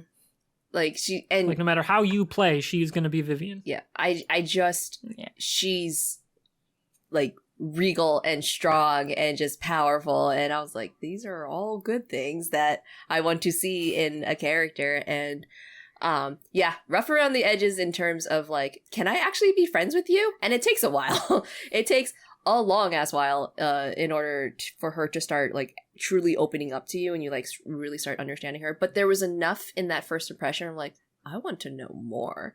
So I actually invested that time, my first playthrough, to want to know more about her. And she actually ended up being the divine for me. The divine. Yeah. I had no idea what contributed to that in my first playthrough, but I was like, that tracks. I see that. Like, I wasn't really surprised. I'm like, I was more surprised that other characters could be the divine instead. But the way that I was playing, it was like, no, it was meant to be that. But yeah, I was like, I could not be friends with her in real life. Like, at all. Yeah. Like, there'd be too much. I was like, oh, that could have been said a little bit like gentler, like just, you know, you're a little too strong. But I don't think that we would get along, or at least we'd be respectful of each other, but I probably wouldn't go out of my way to try and strengthen that relationship. But in terms of a character, I was like, go off, queen. Just do all the things. Just like her entrance, I was like, it's a dope entrance. It's like freezes you the are dude. The most beautiful being I've ever seen. And so I was like, okay, that's my feeling. So I have a feeling I'm going to agree with our chat here. Superior Sweetheart says they can't stand Vivian. To me, she's like a 1%er Morrigan.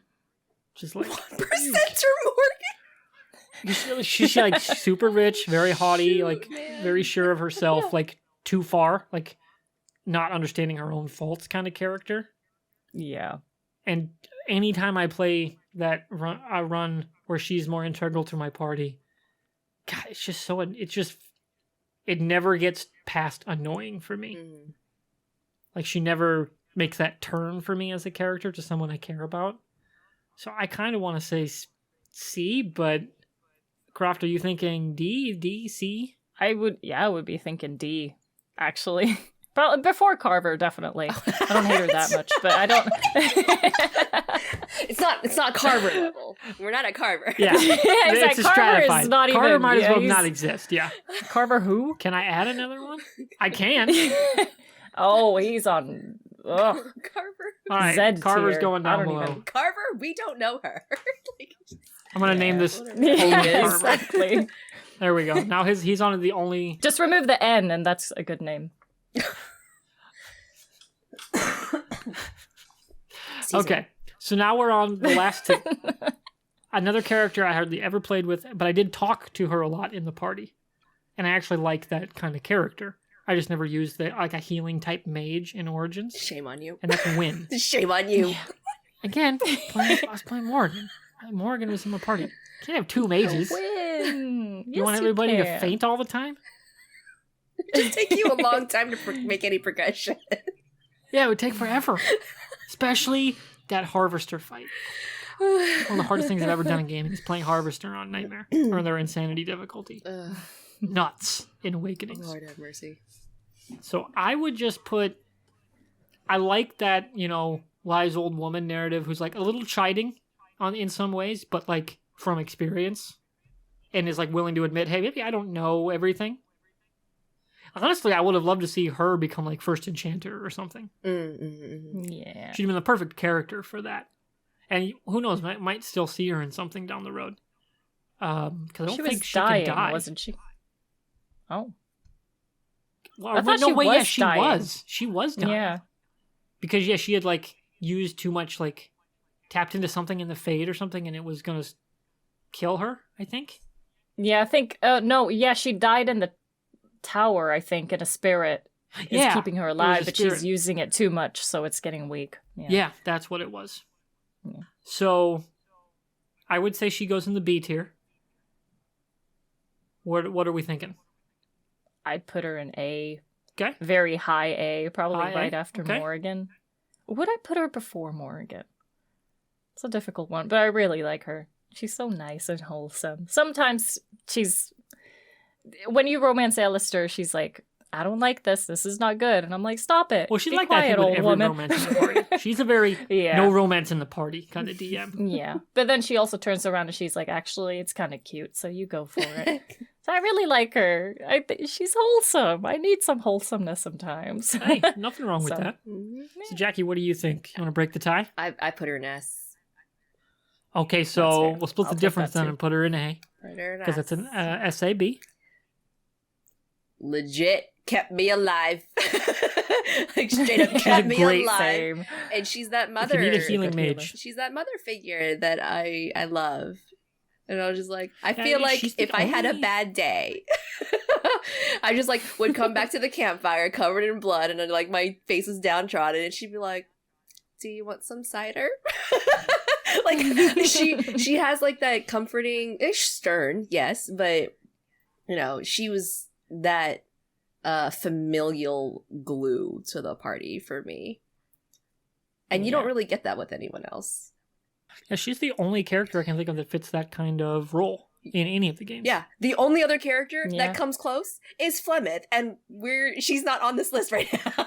No. So- I mean, Flemeth would be S because Kate Mulgre's performance is yes, so good. yes.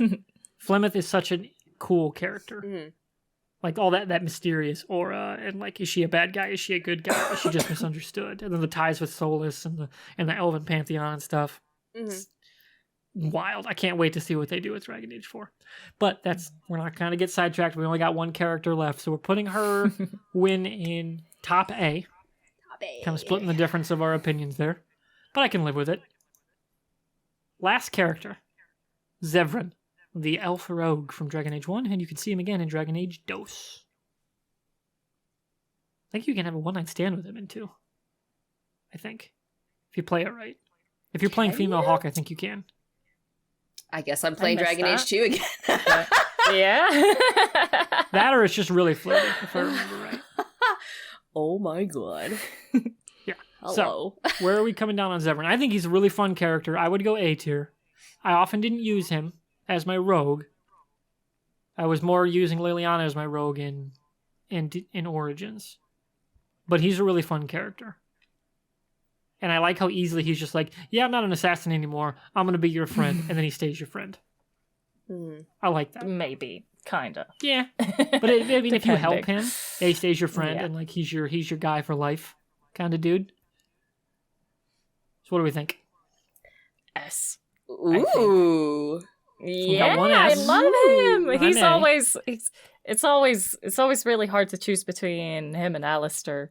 Sometimes it's like I always try to romance everyone Really? just to vary it up a little bit, but then I see Alistair and I'm like, actually, I'm gonna go over here. So I've never been able to complete it because I feel so bad because Alistair is right So there. just he's your watching. bias And wrecker. they're close together in the party. They're close Yes. together at camp. Yeah, can't even go behind his back. Yeah, exactly. No, but he's great.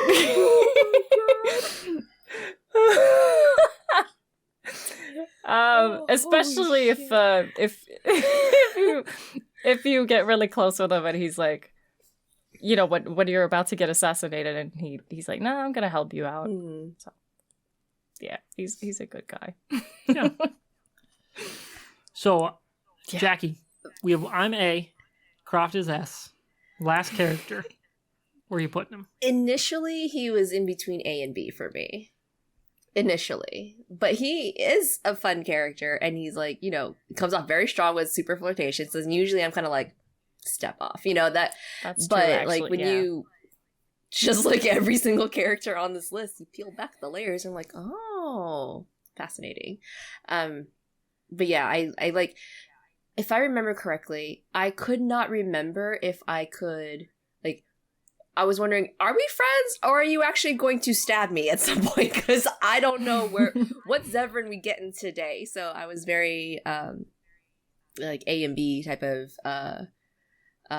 that's how I thought about him. And so I'd be okay with putting him like lower A. Lower A? Okay. Yeah. You thinking above Shale, Isabella, Fenris? Personally, I'd go... Now that I'm seeing this list as a whole. Damn it. Above Shale for sure. Okay. For me. I can live with that. Yeah. But actually, yeah, now that you're saying it, like, I'm looking at the list.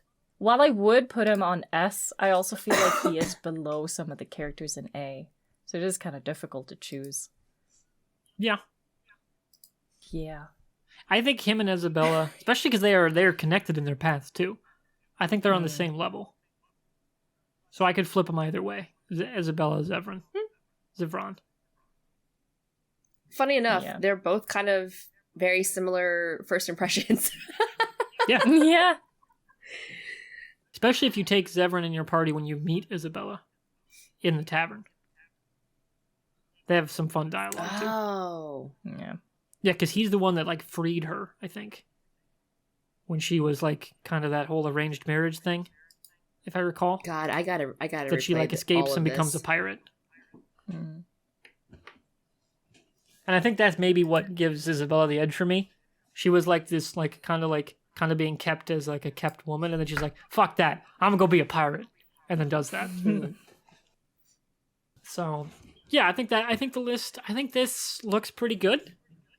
I think we've had some good discussion on why characters should go in certain places. I would change the list a little bit, but first glance at this list, I think, Jackie, I think I know what your answer is going to be, but what is your biggest, like, ooh, I can't believe we did that for this list? Vivian. For the character. Vivian. That's what I was thinking. I feel was one of the- betrayed.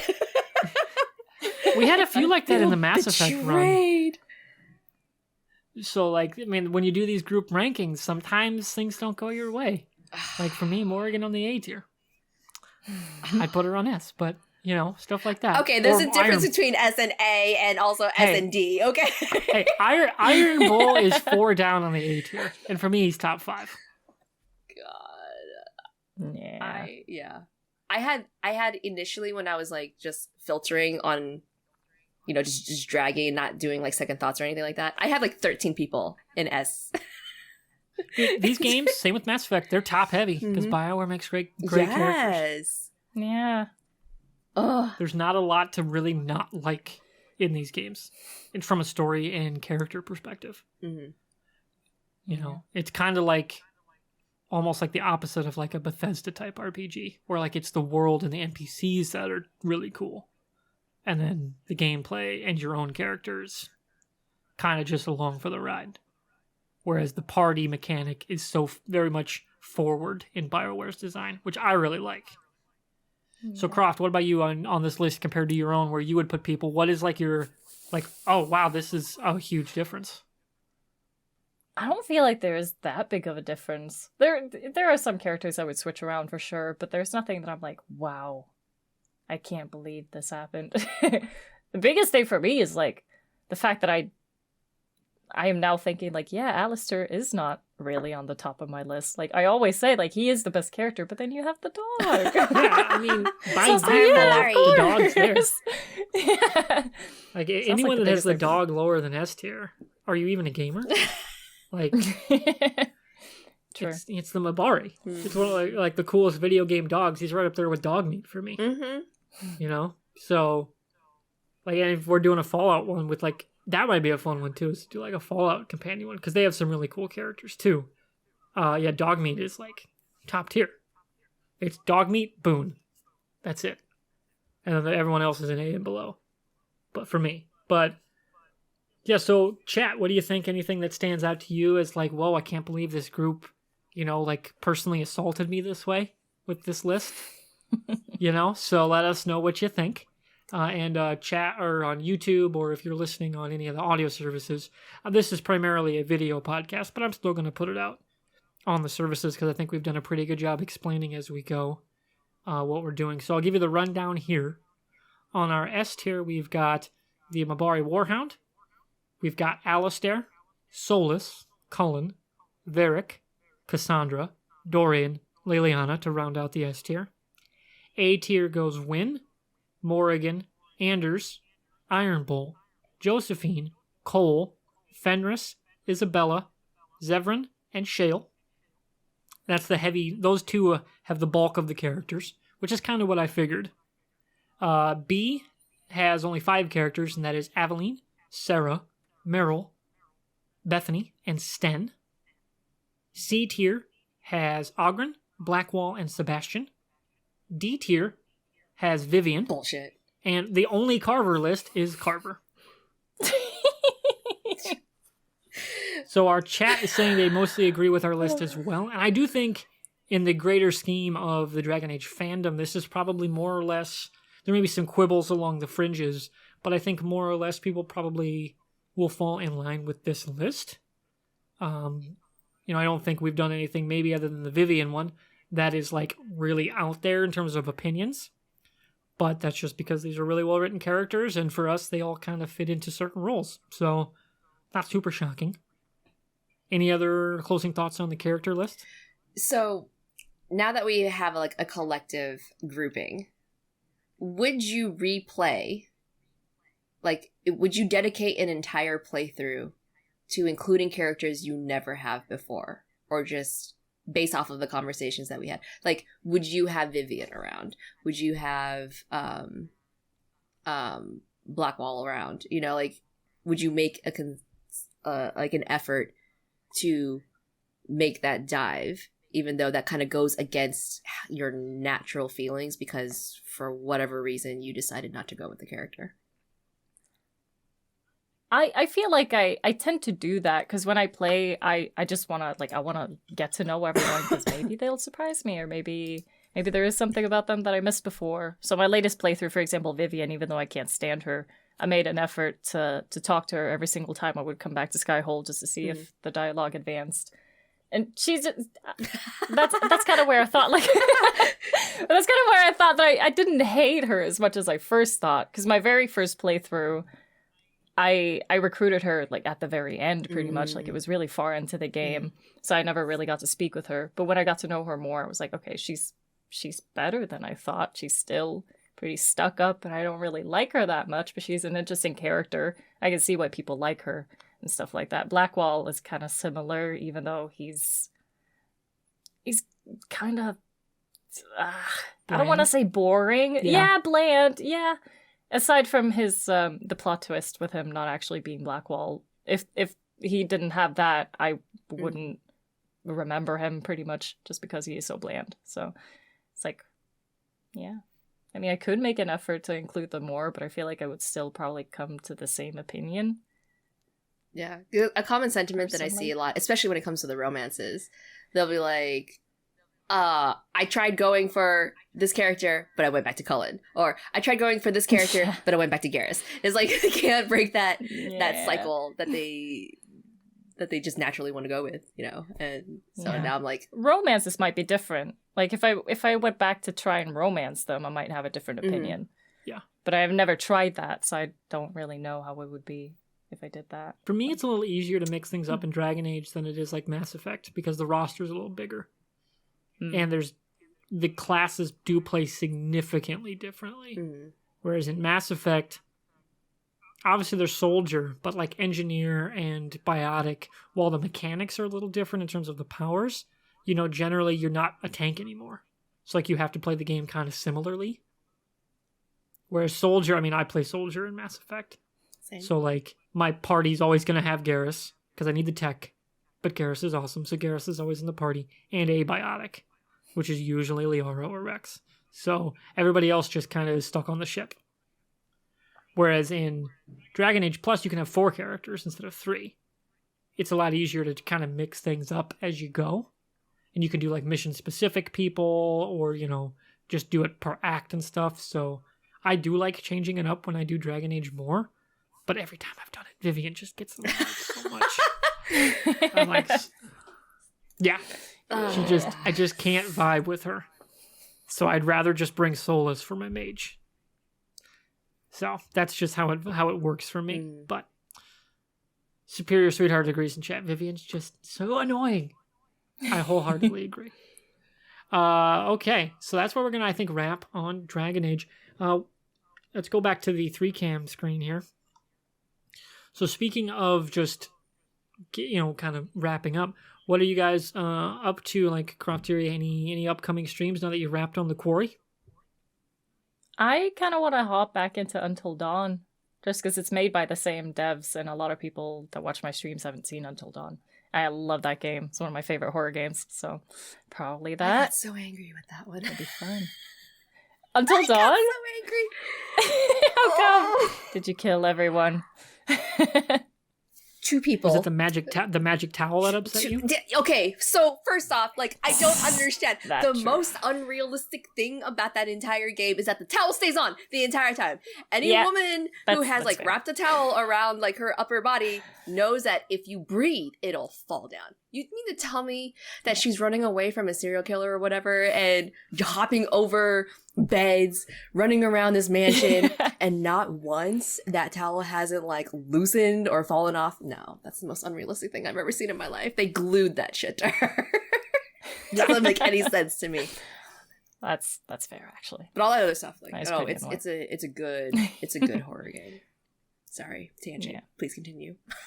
That is something I've never really gotten into, is horror games. They just don't really grab me. Much like horror movies generally don't. I don't know. Maybe it's just a me thing. Well, there's different types Not of your horror, genre. though. There's, like, True. subgenres Like, I really liked within, so... Ready or Not and Tucker and Dale versus Evil. That is... So you like the cheeky... Those are fantastic. The cheeky, like, the Yeah, I playful like the horror. meta-ness of it. Yeah. Got it. Even though, Comedy like, horror. by the actual structure, they're still really good, like, horror stuff. So, like, for me, it I don't know, it engages me a little more than the other, like, more traditional versions of it. If you ever are interested in watching, like, a older horror movie, if you ever see Behind the Mask, The Rise of Leslie Vernon, I think you'll enjoy that one. We'll talk more about it offline. Because I don't want to hijack the conversation. But yeah, horror games are fun, but there is there are some qualities to horror games where it's like it has to make sense to me. It can't just be violent for the sake of being violent. You know what I mean? Mm-hmm. Anyways, sorry, Speaking I digress. I assume we're getting you streaming Callisto Protocol. Oh, yeah. Oh, yeah. And Jackie, absolutely. too. Like, I assume we're going to be having you play Callisto, much like Dead Space, because it seems like very similar in that vibe.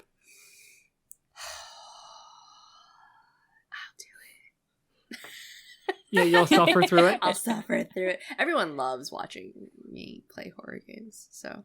Yeah, if you guys don't It's know, fun when people watching get scared. Jackie play horror games is a fantastic experience. She gets very animated. I've got bruised knees because I've, like, accidentally lifted my leg So, like, into my desk. Yeah. Yeah, she will absolutely freak out at things. Yeah. Very fun.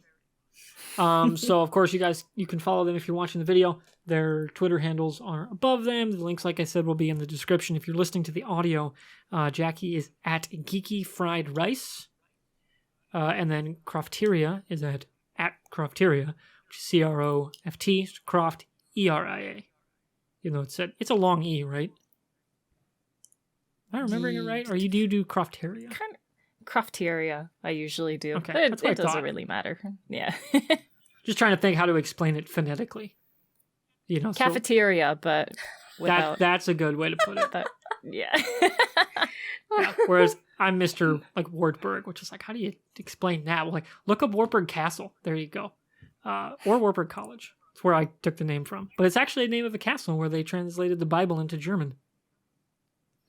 So it's where it's where the Lutheran faith was born, more or less. Okay. So to wrap up, Dragon Age, one of my favorite franchises. It's right up there with Mass Effect for me, for being even just a different it's, fantasy genre and sci-fi genre, but they share a lot of similarities in terms of their structure. So I really, really like it. In fact, one of my favorite properties is a space fantasy, that being Star Wars. So there's a lot of fun crossover there. So I'm very excited for Dreadwolf. I assume you two are as well. Mm-hmm. Oh, yeah.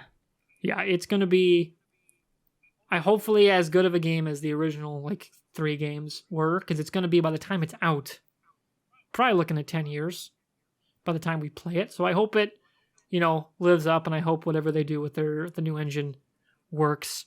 Because of their Frostbite games, Inquisition definitely holds up. Other stuff I have issues with, but I will keep those to myself because that's not the point of this podcast. So, of course, definitely go follow our 2 guests today. We'll be back later this week. Fusion will be joining me once again once he's back home to Austin. We're going to talk The Boys. We're going to talk Umbrella Academy, some Miss Marvel. We're going to probably do an Obi-Wan specific episode. So we might have 2 episodes this coming week here at twitch.tv/MrWartburg. I also want to thank everyone in chat for hanging out, giving us their thoughts throughout the day as we went. Thank you, everyone, for the follows as well. I'm hoping as this year goes on, as we get in towards year 2, that we can grow the show a little bit. And actually, have some more returning listeners. Because I really enjoy making it, even if nobody really watches it, because just getting to nerd out with Fusion every two weeks or so is a great time. And I might as well record it and put it on YouTube, because we're both we've been doing podcasts a long time. So it just makes sense. So any closing thoughts before we get out of here, you two? I'm just excited. Nope. Yeah, Dreadwolf. Dreadwolf can't get here fast enough. Good. I want it. Yeah, I need to see absolutely. where they go with this story. It is such a cool universe. Especially when you have romance Solus. Mm-hmm. I need to see what's going to happen. Yeah, I can't wait for those hero moments of people coming back into the story. Cause someone's got to show up from Inquisition or Dragon Age 2 or something and have a big moment, right? It's going to be awesome. Can't wait for it. Because Solus needs to get his ass kicked. It's going to be great. Hey, we're trying to save the world, okay? He just needs a hug. Stop it. Yeah, but if he's going to willingly end the world because he thinks he's right, I'm sorry, but he's got to go, okay? I'll he's fix it. going to rewrite reality? No, thank you, sir. Okay, so we're going to get out of here. Thanks, everyone, for hanging out, and we'll see you for episode 46. Bye.